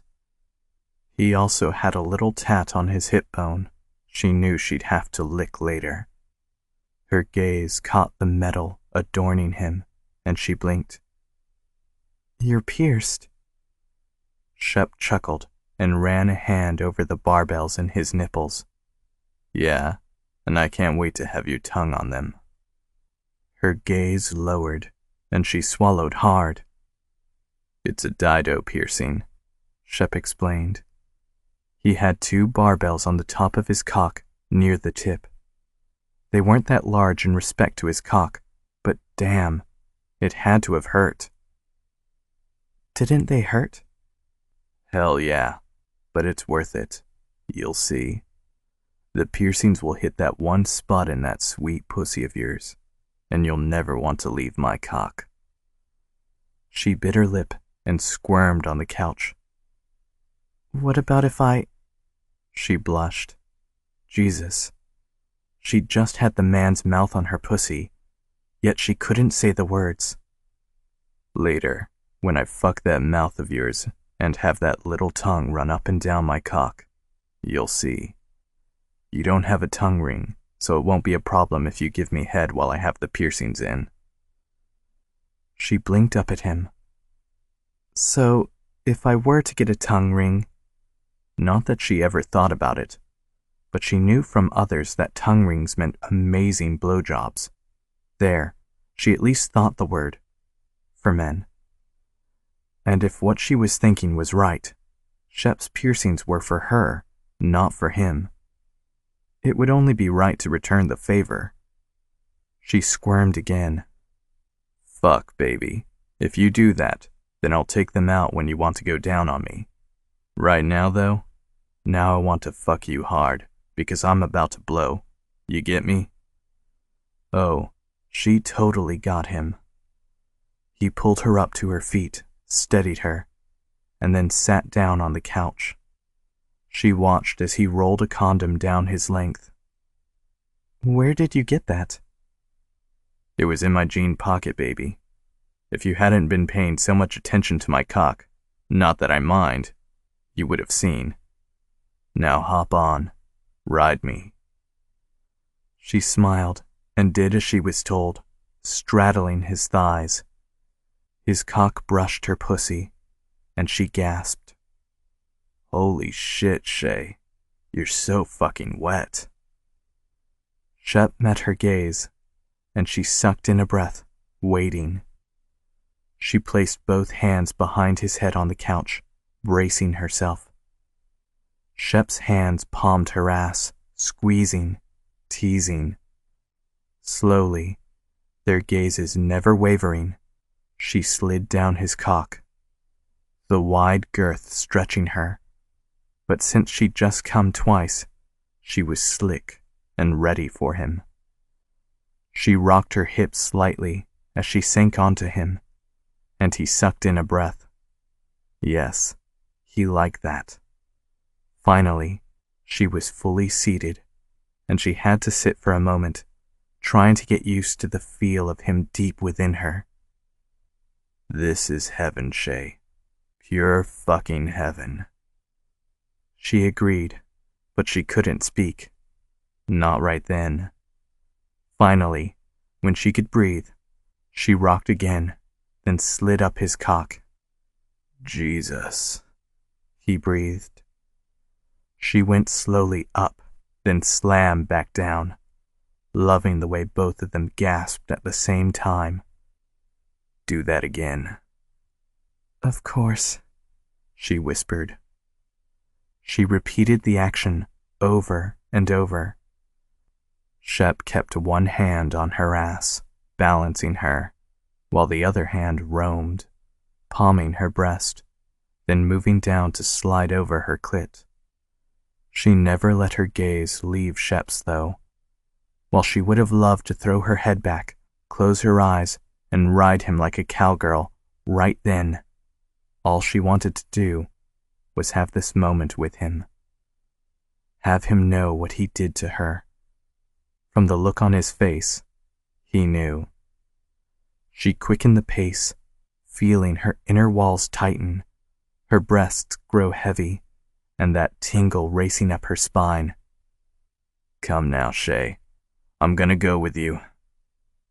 Needing no other motivation, she came hard, her pace never slowing. She felt Shep come inside the condom, buried within her, even as he shouted her name. Their gazes locked and never broke. Let's do that again, she breathed.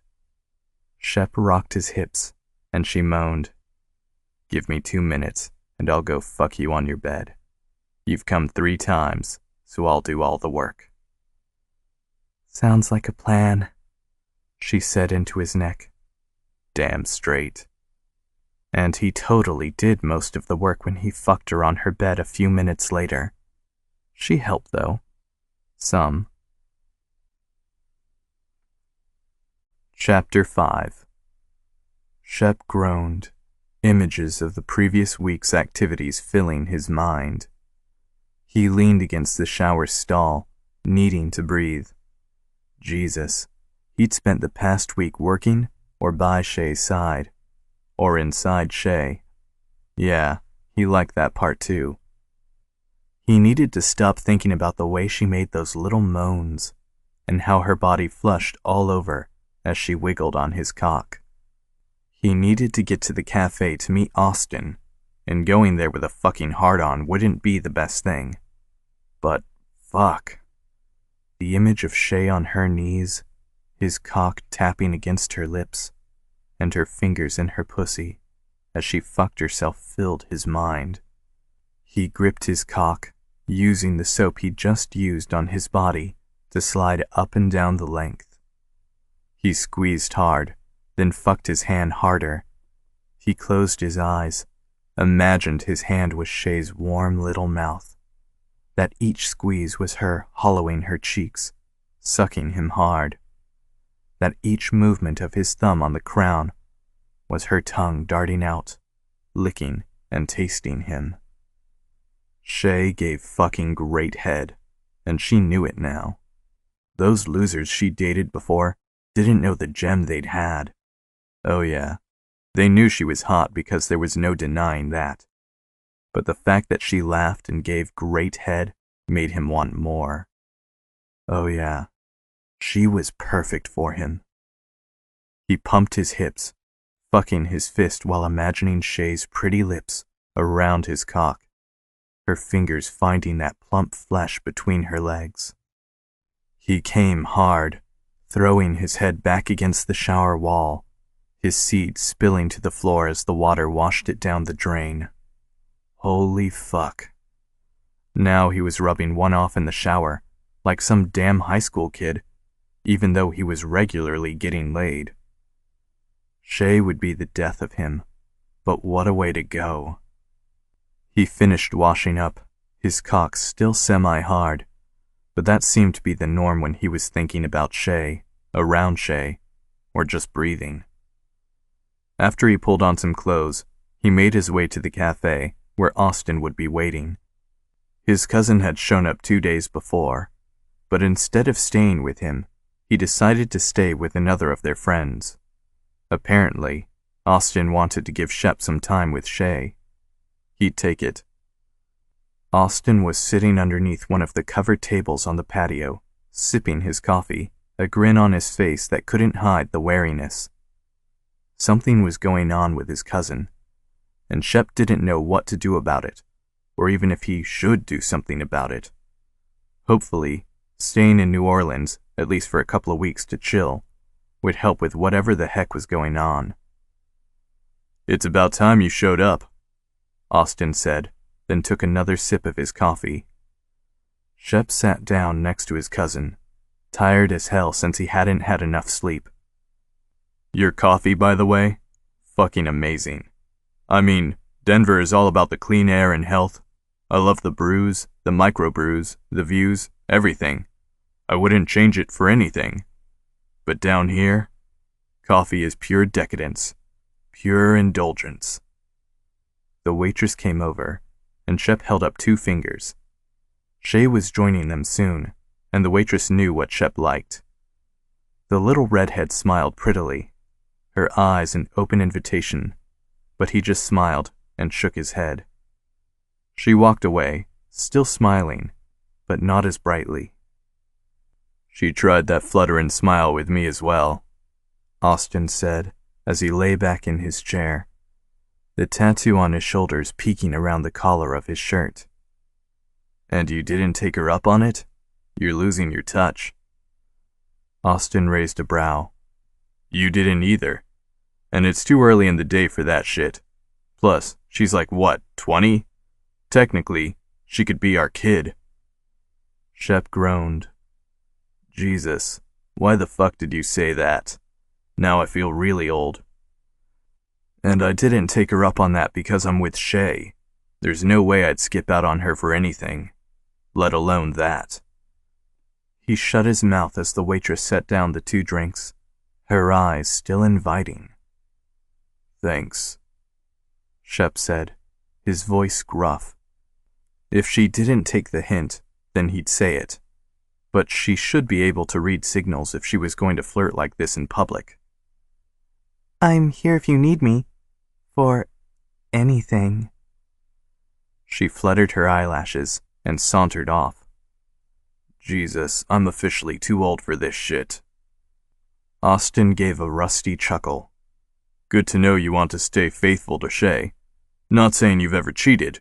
I don't do that shit either. But it's still good to know where this is heading.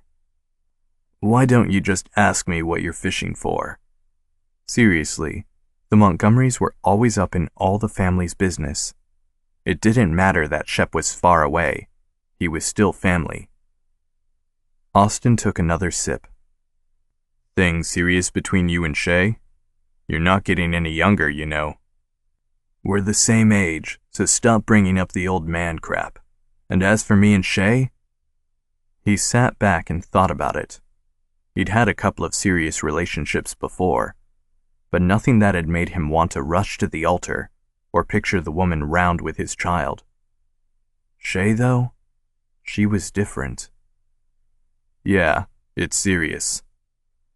Good to know, man. Good to know. Austin's gaze brightened as he looked over Shep's shoulder. And here she is. Hey, Shay. Good to see you again. They'd met when Austin had first come to New Orleans.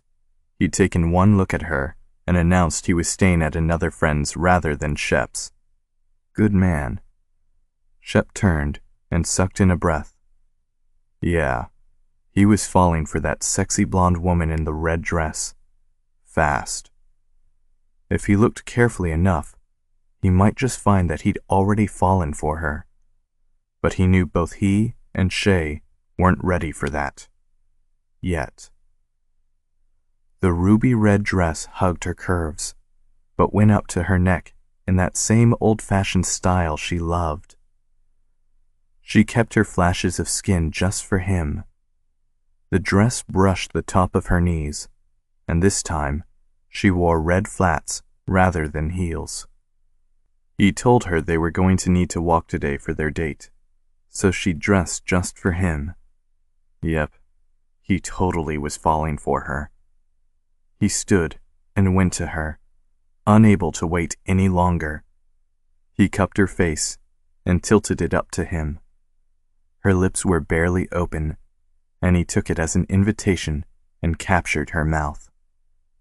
Damn, he loved her taste. He pulled back, breathless, and looked down at that sexy, flushed face. Hey. She grinned. Hey. Hey to you both, Austin called from behind them.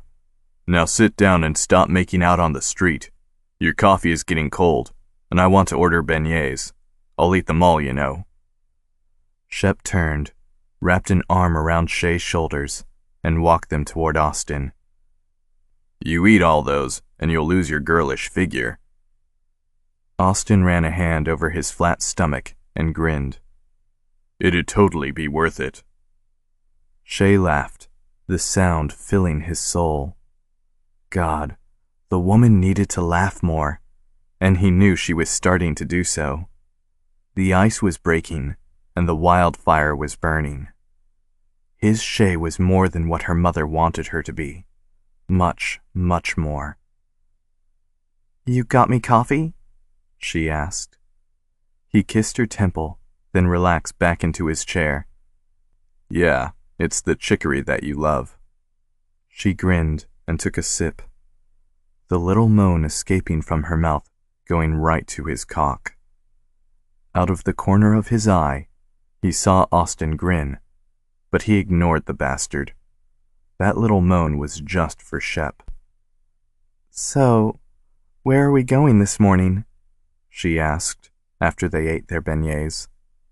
Well, I need to go into work for a bit, like I said, and you said you were going to come with, Shep answered. She smiled brightly, but her eyes held a trace of nervousness. I want to see how you work. You know, get ready for my own tattoo. It's good that you get used to the feel before you do something like that, Austin added. Plus, Shep is fucking phenomenal at his ink, so you're in good hands. If I didn't think so, I'd take care of you myself.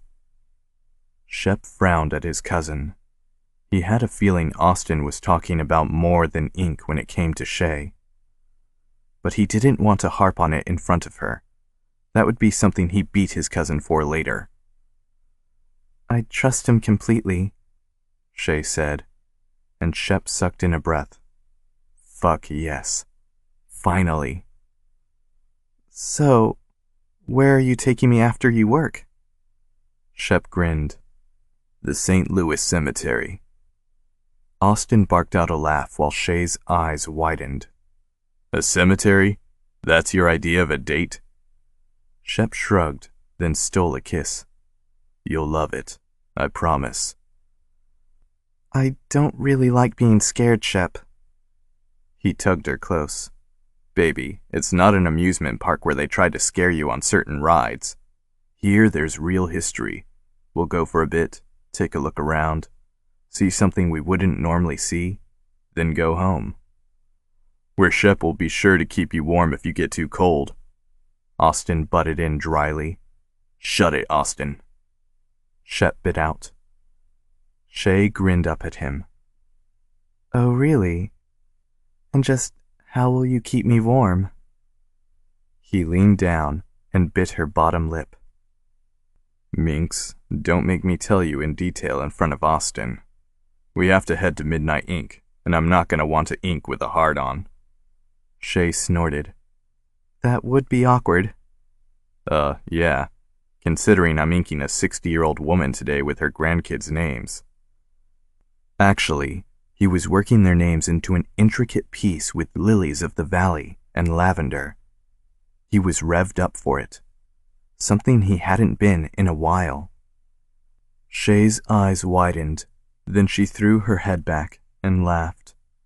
Oh, poor baby. Shut it, woman. He kissed her hard, then stood. I'll make you pay for laughing. Her eyes darkened, and she licked her lips. I'm sure you will. Fuck. It was going to be a long day.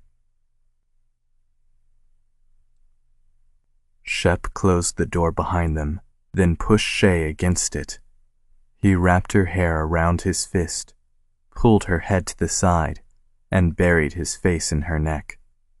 She wiggled against him and laughed. So, you said something about warming me up? She said, panting.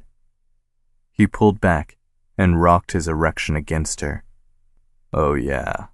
Were you scared when we walked amongst the dead tonight? She tried to move closer, but he pressed her to the door. Let me touch you. Answer me, Shay. Of course, but you were there, so it wasn't that bad.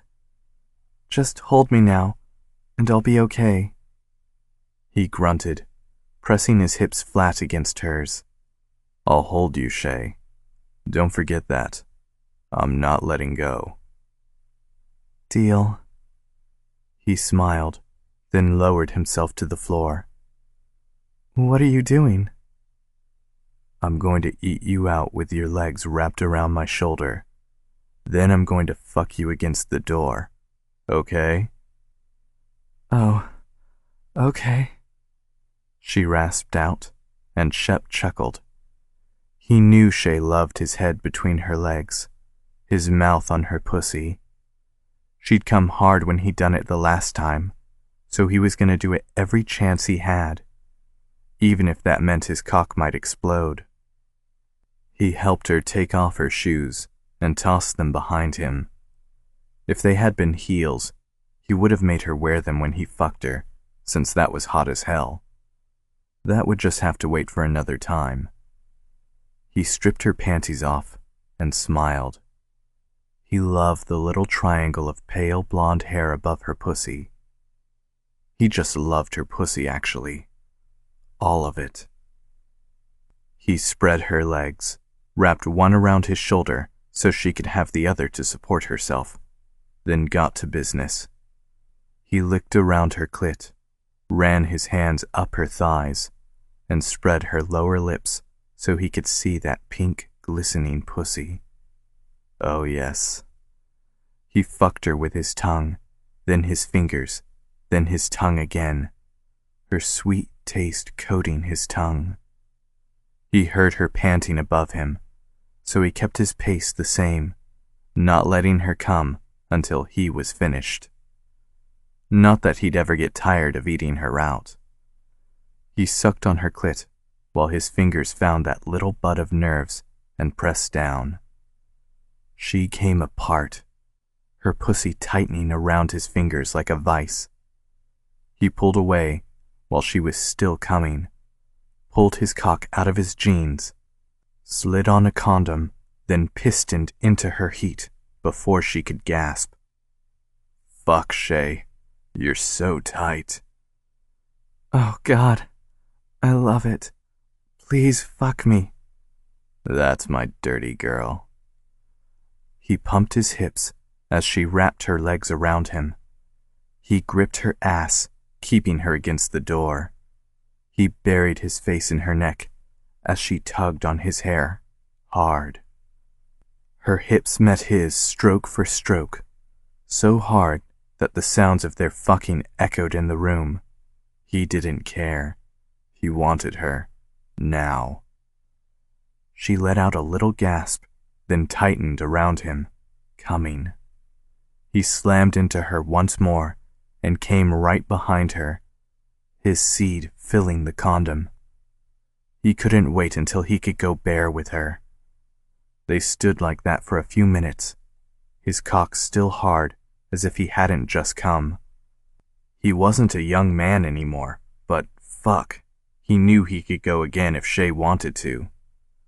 Finally, he pulled out and let her feet hit the floor. He left her for a second, ran to the kitchen to get rid of the condom, and came back into the room. Her gaze met his, then lowered to his cock. "Go sit on the couch," she ordered, and he raised a brow. "Shay?" "Go sit on the couch," she repeated. "You saying you want to suck me?" He'd totally be game for that. "I totally give great head, just saying." He laughed, loving the way she was starting to speak her mind and get dirty about it. A far cry from the Shay he'd first met. He took off the rest of his clothes, then stripped Shay's dress off. She gave a little yip, and he laughed before taking off her bra. "I thought I was going to do you," she said, trying to sound firm. "If you're going to suck me, I want to make sure those tits are free so I can play with them at the same time. Sound good?" He watched her nipples tighten. "Sit. Couch. Now." He strolled to the couch, his cock bobbing. Yep, heaven. Pure heaven. As soon as he sat, Shay was there, kneeling between his thighs, a hungry expression on her face. He didn't have a chance to speak before she'd gripped his length and started stroking.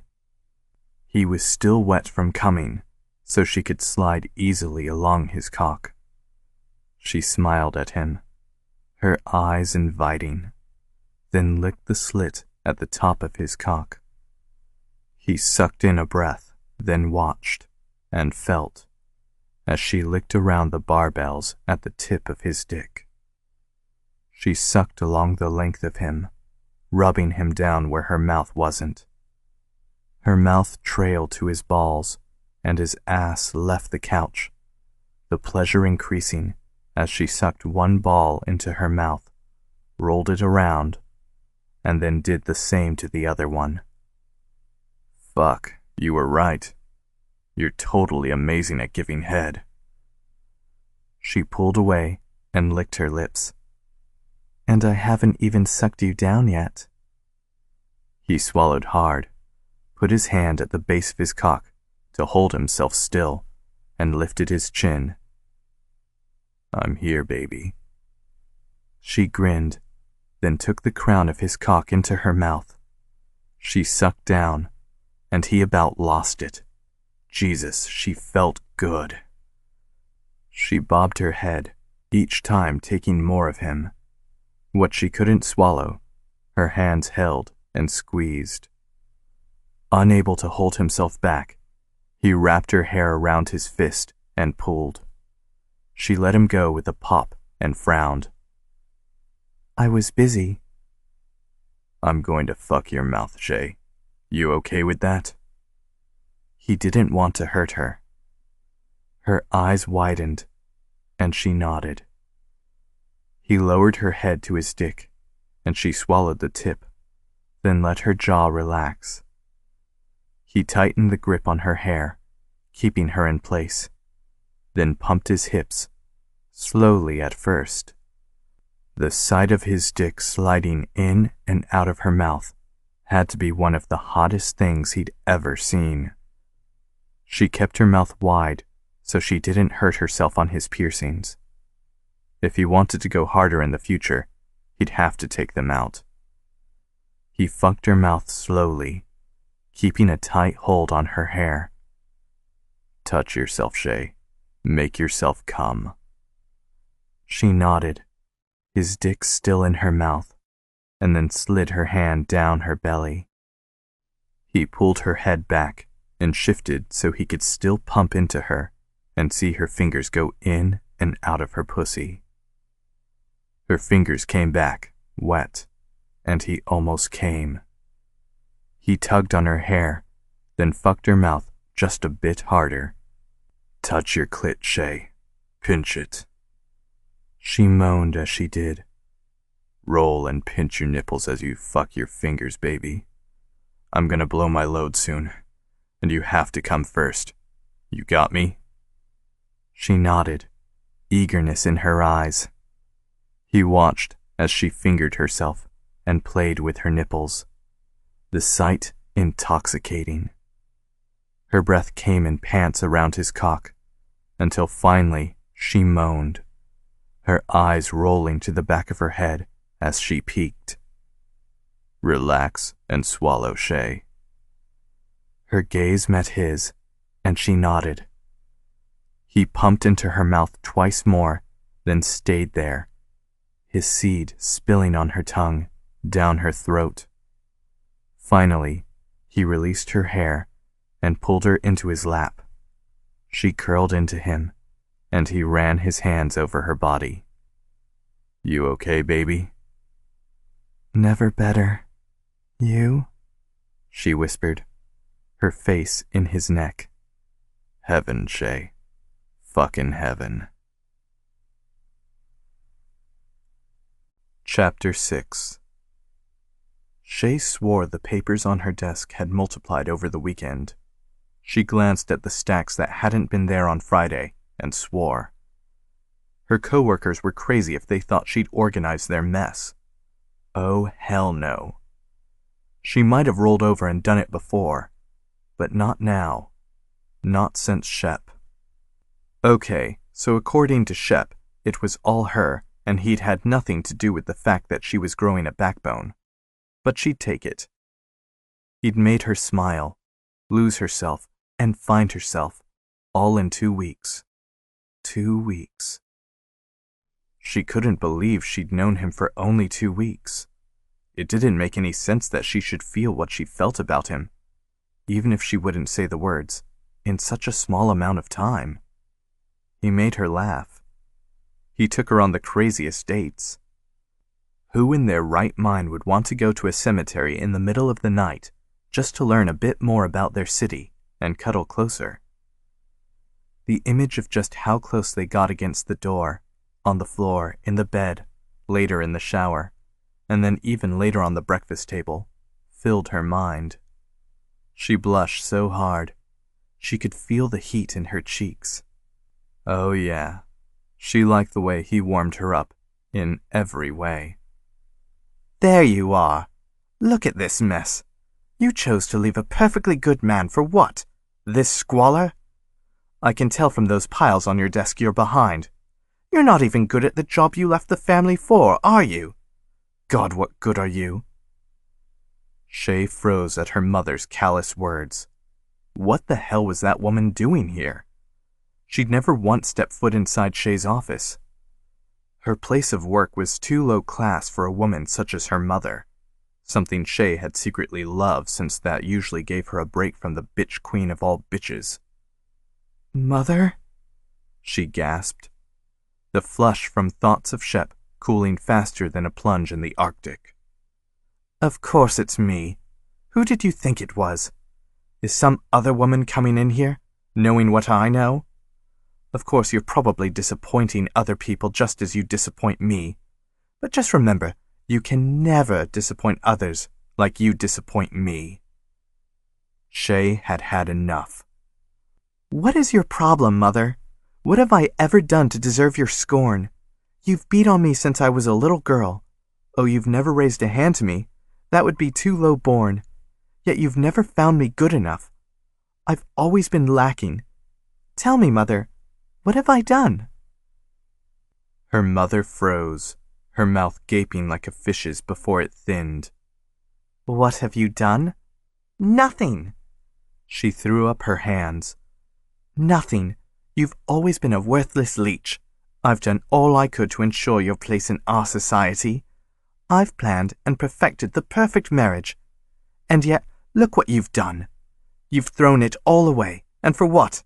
A tattooed thug who wouldn't be fit to lick my pumps." Her mother knew about Shep?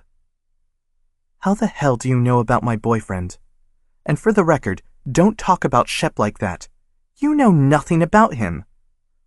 "I know everything about him, darling. Don't you understand? I know all. It just takes a little money and a little shove, and I know everything. I know about your trolling around town like a common trollop. He can't even take you on real dates. No, he takes you to places like cemeteries. God, he's an axe murderer waiting to happen, and you're cavorting with him.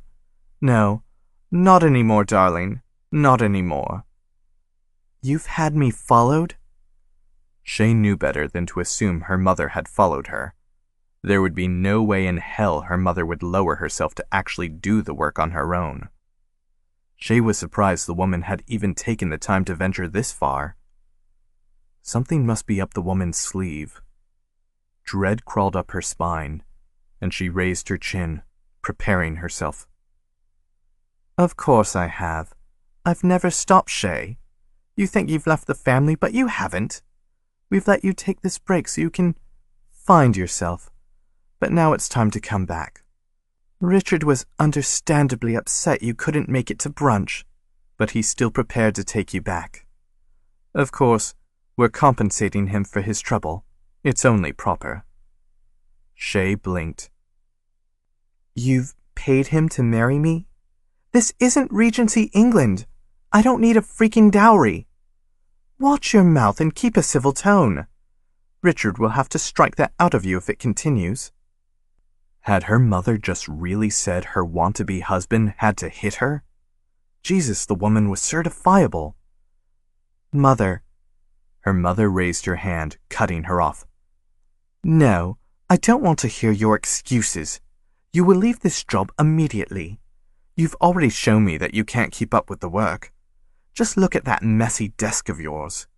A true Little would have at least excelled at their chosen profession. You couldn't even do that." "That's not my work.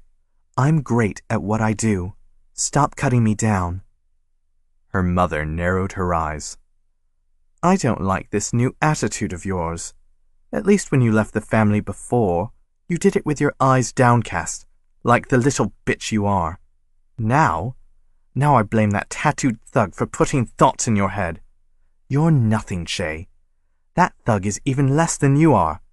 In another world, you two would be perfect for each other. Now, in this world, you're nothing. You're needed for the family, and you won't be allowed to slack on your responsibilities any longer. I won't have it." Rage poured through her. "You won't have it? Who do you think you are? You're not my mother. You're just a shrewish bitch who doesn't understand she can't control me. Leave me alone. Can't you understand that I'm happier without the family? You'll notice not once have you mentioned Daddy's name. Why is that? Is it because he doesn't care one way or another? He's never cared, Mother. I don't care either. Just leave me alone. Her mother flinched at the mention of her husband. Direct hit. Sadly, it didn't make Shay feel any better. Leave your father out of this. You've never been good enough for him either. You're the reason he ignores the things he does. You. Whatever you say, Mother. Now leave, please. I'm tired and I have work to do. Then I'm going to see Shep, because I'm 32 years old and far beyond the age of caring what my mother says. Especially when all she spews is vitriol and hate. I'm done. Her mother's lips thinned even more. If the woman wasn't careful, she'd run out of lips to thin. You can try, Shay. Oh, you can certainly try. But if you don't meet Richard tonight for dinner and say yes to his offer, I'll ruin that thug, Shep, and everything he touches. Shay froze. What the hell do you mean by that? Watch your language. Fuck my language, she screamed. Tell me what you mean. You can't hurt Shep. He means nothing to you. He's not part of your circles, and thank God for that, she spat. Her mother raised her chin. Oh yes, he's certainly not part of that. He'll never be part of that. But what he is a lowlife with no college education who does something prisoners do in a jail cell. Shep's art is brilliant. You know nothing about him. Stop putting him down. He's nothing. With just a few phone calls, I can close that harbor of harlots, Midnight Inc. I'll make it so he can't even draw with chalk on the street without the police on his back for some crime or another. I'll ruin him, Shay. Don't think I won't. And if you still refuse to stay away from him, I'll ruin that other shop in Denver, Montgomery Inc. I'll ruin them all. The determined glint in her mother's eyes made Shay want to throw up. As it was, bile filled her mouth, and she fought to control her shaking. Jesus, who was this woman? You can't do that. Even to Shay's ears, she knew her voice sounded weak. Of course her mother could do that. The woman lived for things like this. She had connections through money and the family everywhere. Shep could actually lose everything because her mother was a selfish, vindictive shrew. Jesus. You know I can, Shay. You know I'd crush him under my shoe without even batting an eyelash. I'd enjoy it too. Shay swallowed hard. Why? Why do you want to do this? We need Richard's family, her mother snapped. We might have money and power in this state, but Richard has it throughout the entire country. Together, we can go even further. You know Richard has political ambitions. With you by his side, our family will be in the hallowed halls for generations. We will be remembered eternal. The woman had to be crazy, certifiably insane. If you don't leave him, I'll take it all from him, Shay. You have until tonight. With that, her mother turned on her expensive heels and left Shay standing alone in her office. Broken. Shay staggered back, her feet barely working as she bumped into her desk. A stack of papers fell to the floor, but she ignored them. What was she going to do? This couldn't be happening. Her mother just couldn't come into her life and try to regain the control she'd had for so long.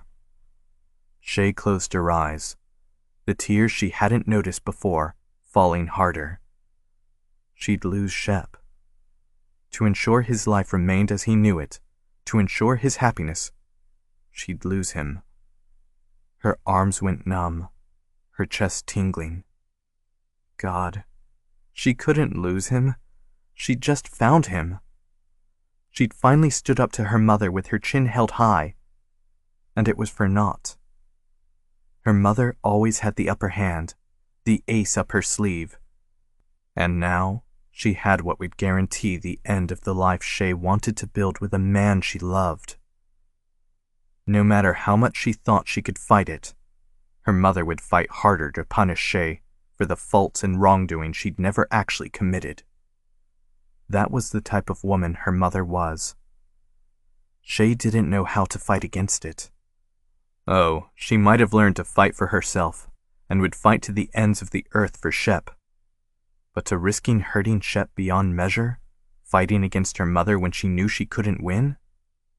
No, she couldn't do that. She'd have to in order to make sure he could live without her. She'd marry Richard and break completely in the process. She'd do anything for Shep, even leave him. She cleaned up the stack of papers she dropped and put them on top of the other stack of papers that she'd leave to the other accountants. Hell, she was really giving up. This was the person her mother had made her, the person she'd fought so hard not to be. She hated it. Shay, I brought coffee. The sound of Shep's voice startled her, and she dropped the papers in her hand on the floor. She cursed again, inwardly reminding herself she'd have to stop that when she married Richard, and bent to pick them up. Oh, I'm sorry, baby, for scaring you. Here, let me help you with that.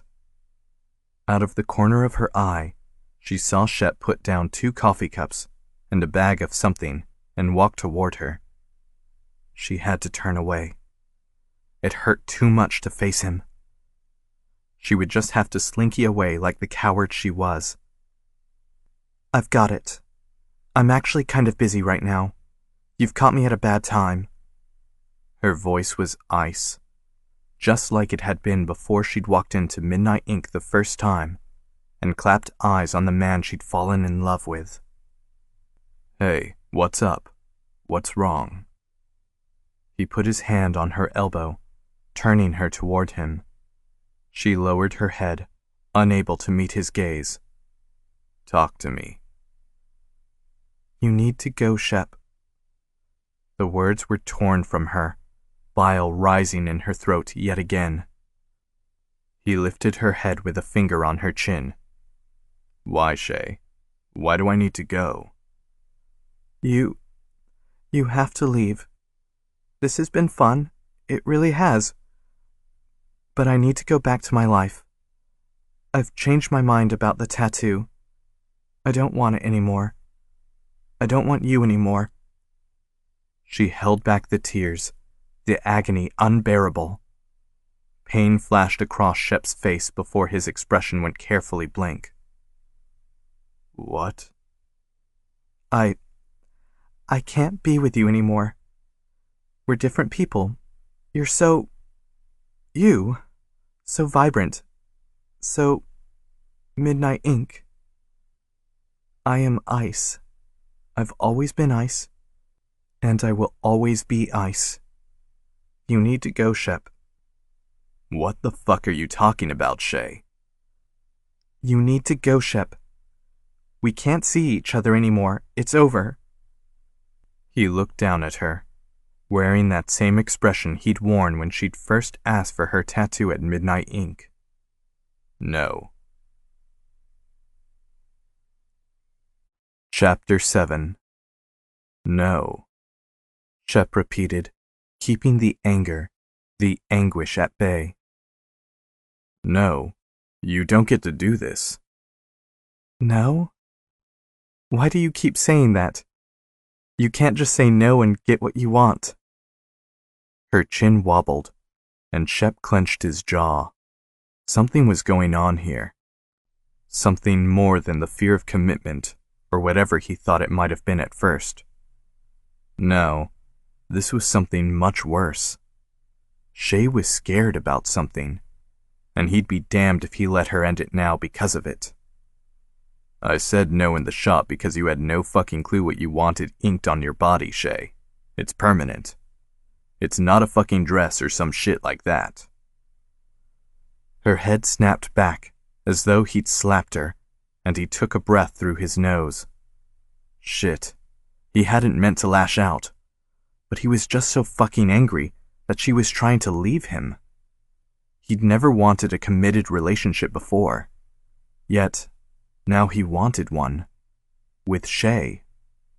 She didn't get to leave, not when he knew she wanted the same thing. Or at least, had wanted. I know a tattoo isn't a dress or a pair of shoes, Shep. I'm not an idiot. Don't treat me like one. Then don't treat me like an idiot and lie to me. You're leaving because you're done with me? Fuck that. You're lying. Tell me what the fuck is going on. She swallowed hard, his gaze following the long lines of her throat. I'm done, Shep. I don't want this. Her voice broke, but she didn't let the tears in her eyes fall. Just go. Please. He cupped her face, and she tried to move back. He tightened his grip, not enough to hurt, but to show her he wasn't letting her go. Not without an explanation.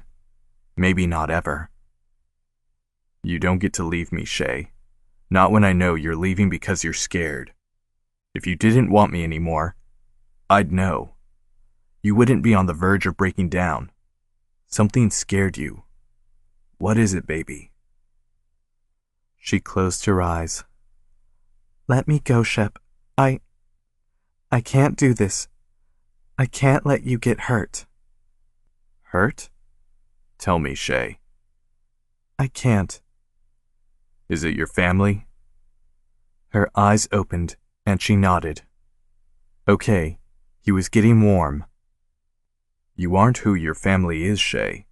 You aren't the person your mother wants you to be. She flinched. Baby, you're so much fucking more. You're a breath of fresh air, and so fucking amazing that I want to find every single layer of your soul and wrap myself in it. I love you so fucking much, Shay. Can't you see that? Her breath quickened. Don't say that, Shep. You can't mean that. Stop it. You don't get to tell me how I feel. I love you. I've never loved anyone other than my family, so don't tell me I'm wrong. I fucking love you. You're trying to tell me how I feel. Because you're lying to yourself. You aren't the person your family thinks you are, or should be, Shay. You aren't who you think you are. She sighed. He was getting closer. I want you, Shay. I want everything. I want the woman I went with on those nights. I want the woman in the prim dress and fuck-me heels. I want everything. Shep. No, let me finish. I want you to get that tattoo. I want to mark your body with your soul, then mark you with me. I want you to look down at yourself and know I love you. The tears started falling. Then, baby, I want your brand on my body. I want you to look at me and know I love you. Shep. I want everything, Shay. She pulled away and tried to go around him.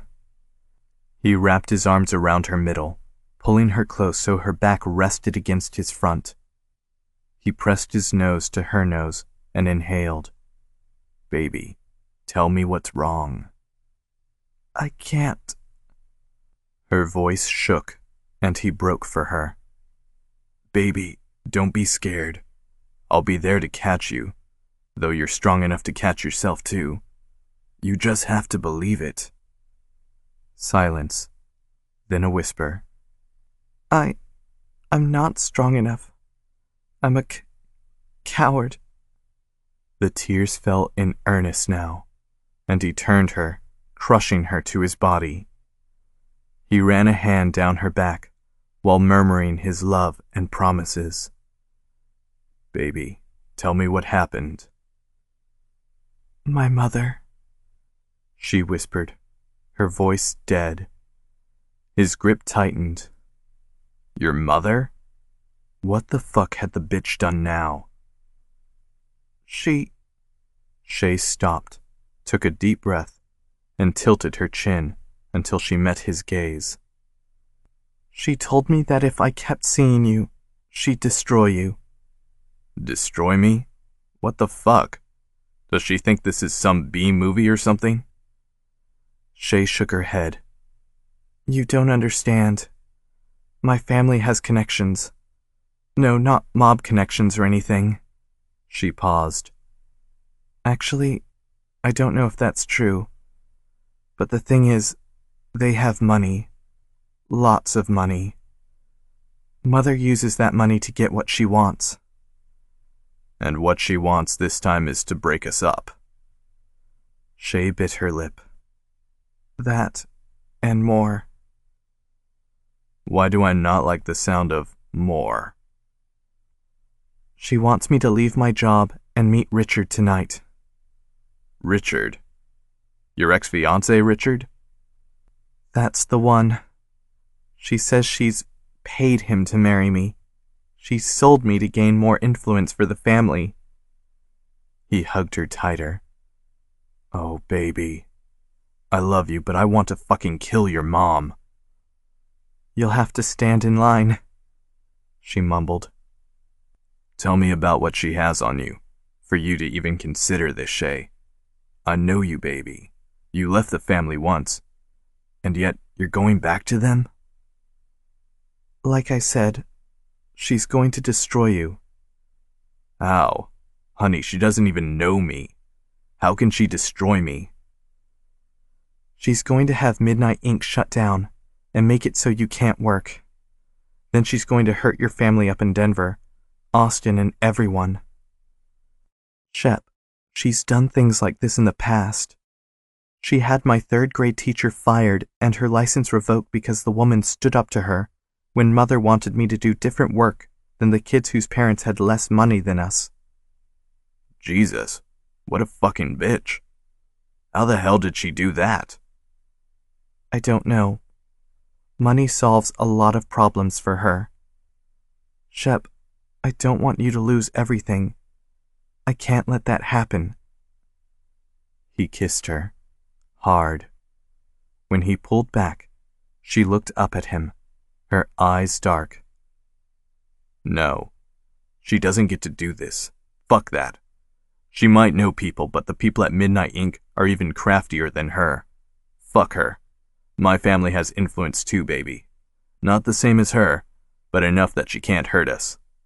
I'll find a way to keep us safe, baby. You don't get to run from me in order to protect me. Got it? Shep, I won't have her hurt you. Well, you don't get to decide that. You tell me to be independent and fight for myself. That's what I'm doing. No, you're fighting for me and doing a fucked up job of it. Well, fuck you. Shep threw his head back and laughed. This isn't a time to laugh, Shep. Jesus, baby. You just told me to fuck myself. You, the one who doesn't like using curse words, except when I'm buried deep inside you. A slow blush crept over her skin. Stop bringing that up. Baby, you look beautiful when you come. You look beautiful every day. You do not get to leave me because your mom is a bitch. I'll call a few guys at midnight and get this taken care of. She doesn't have the power she thinks she does. We're not high up in the echelons of power. We're down and dirty. She can't play our game. You promise? She asked, her voice so full of hope he broke for her. I promise. Don't leave me, Shay. I didn't want to. I want to stay with you. I want it all too. The last part was whispered. Jesus, I love you so much. He kissed her hard, then pulled back. Do you have anything to say to me? He teased. Shay smiled, the tears in her eyes now of happiness rather than the pain he'd seen before. I love you so much. So freaking much. Damn straight, woman. Now, you have the office to yourself for a bit? Shay frowned. Yes, I'm alone today. Why? Because I'm going to fuck you on your desk while you're wearing those pretty pink heels. Got a problem with that? Her eyes darkened, and she squirmed in his hold. Shep. Got a problem with that? He repeated. No, she whispered. Good. Take off your panties, Shay. She gulped. What about my skirt or shirt? I want to keep you dressed. Doesn't that sound good? Me fucking you with us both dressed, so when you get back to work later today, you'll be wearing my scent? She nodded and moved to slide down her panties. What a sight. Jesus. He undid his jeans and took his cock out. Then he took the condom out of his back pocket, something he always had on him since meeting Shay, tore the package open, and slid it over his length. Bend over your desk, Shay. She licked her lips and did what she was told. Her skirt was too long for him to see anything, so he stood back and stroked his already hard cock. Hike up your skirt. Show me that pretty pussy. Her arms reached around, and she slid her skirt up to her hips, keeping her cheek to the desk. Hell, this woman knew what he wanted. The act left her ass and pussy bare for him. Spread your legs a bit, baby. I want to see all of you. She did so, her legs shaky in her high heels, but she looked damn gorgeous. Her ass was round, firm, yet with enough give that he always had a nice grip when he pumped into her. Her pussy was wet just from his voice, and he couldn't wait to sink his cock into it. Usually, he'd eat her out and go slow, but right now, he wanted her around his dick. He stalked toward her and rested one palm on her ass. He moved and slapped it hard. Shep. Never leave me again. Don't think about it. Not when it's for something as stupid as what happened. She nodded, and he soothed the spot he'd slapped. They didn't play with spanking, other than a few here or there, but from the way she'd gasped when he did it, it would be something for them to look forward to in the future. He let the tip of his cock rest against her folds, and she sighed. She tried to push back, taking more of him, but he held her firmly. Not yet, Shay. Let me control it. Anything, Shep. God, he loved this woman. He positioned himself, then slammed into her with one thrust. She arched back, a scream in her throat. Her pussy constricted around him as she came. Jesus, Shay, you came with just one touch. You're fucking hot, you know that? You do it to me, Shep. Now please, fuck me. Make me yours. Well, if that's what she wanted. He pulled back slowly, then entered her just as fast as he had before. He gripped her hips and fucked her hard, pumping into her as fast as he could. Sweat beaded his forehead as he fought to keep from coming. He didn't want this to end.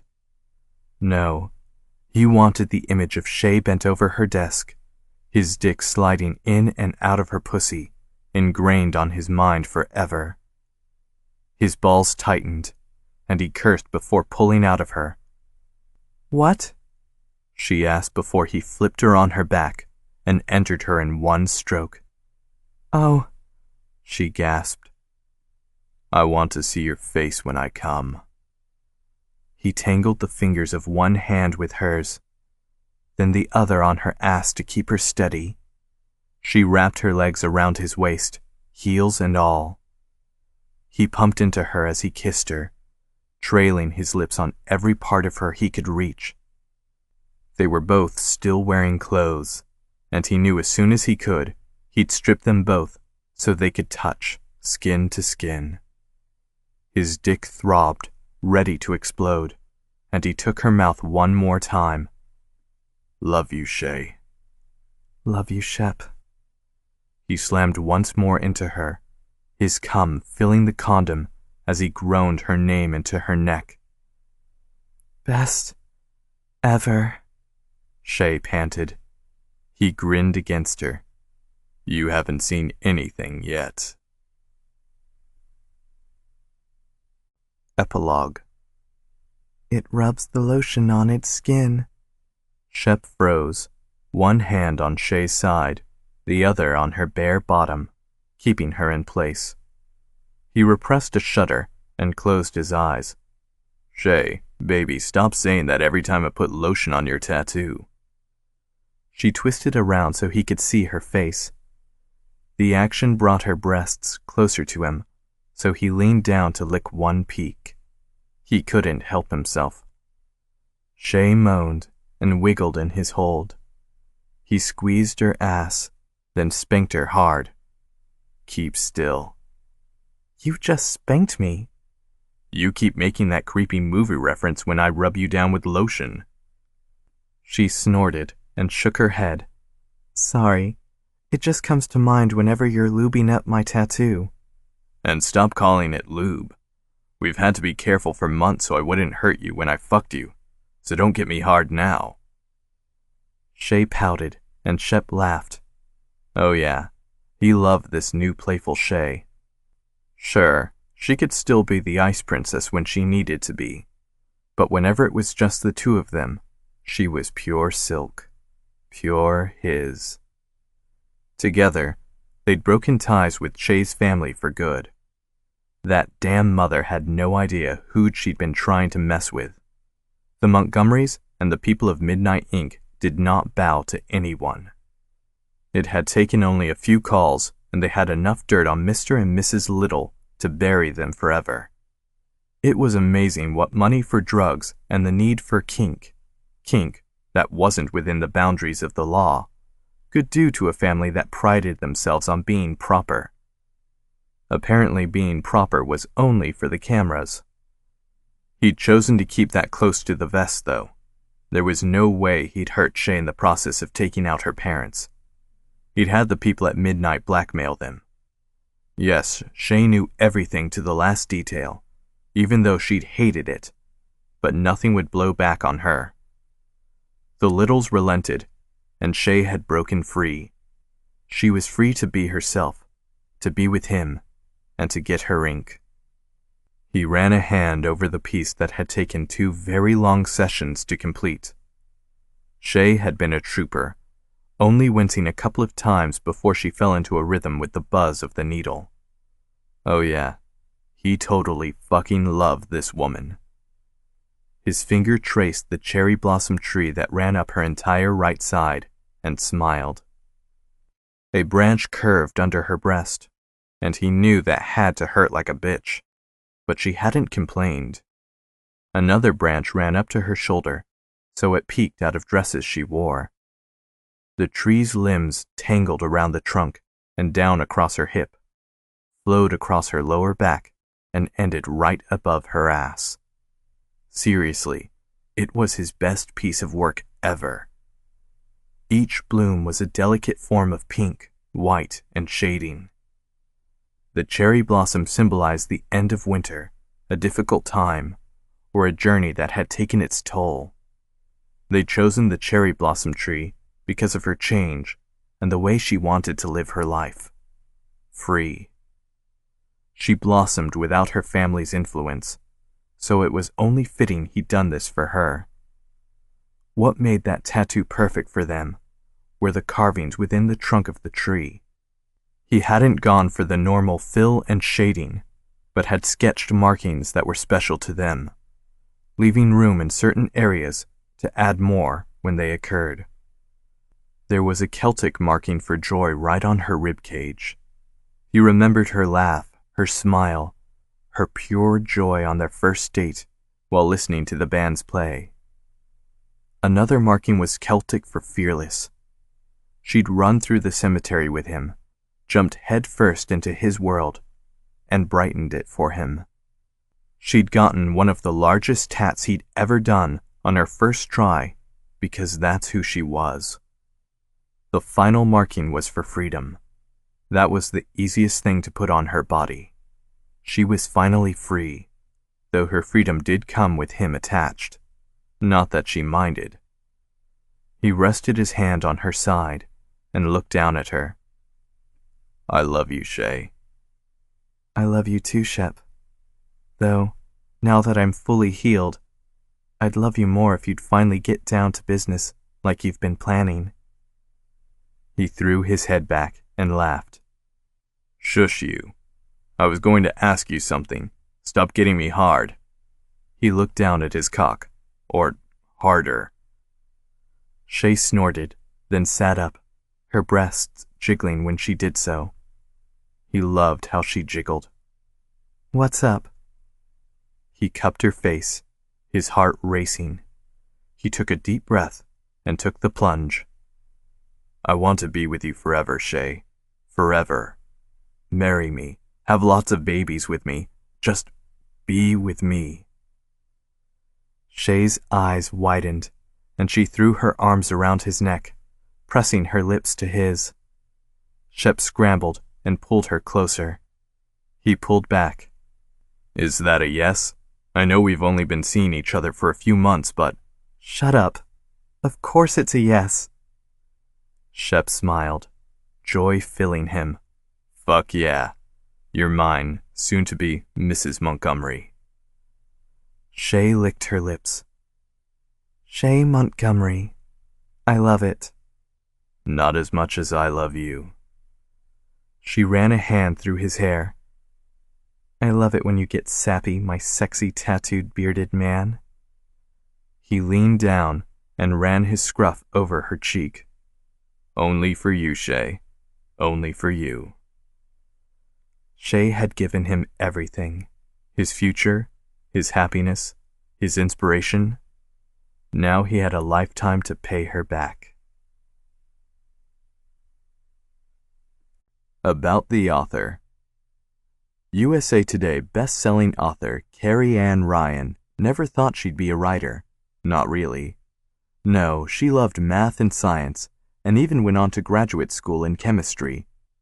Yes, she read as a kid, and devoured teen fiction and Harry Potter. But it wasn't until someone handed her a romance book in her late teens that she realized there was something out there just for her. When another author suggested she use the voices in her head for good and not evil, The Redwood Pack and all her other stories were born. Carrie Ann is a best-selling author of over 20 novels and novellas and has so much more on her mind, and on her spreadsheets, that she isn't planning on giving up her dream anytime soon. Carrie Ann loves hearing from readers. Visit the links at carrieannryan.com to contact her. This has been Ink Inspired, Montgomery, Inc. Written by Carrie Ann Ryan. Narrated by Gregory Salinas. Copyright 2013 by Carrie Ann Ryan. Production copyright 2014 by Carrie Ann Ryan. Audible hopes you have enjoyed this program.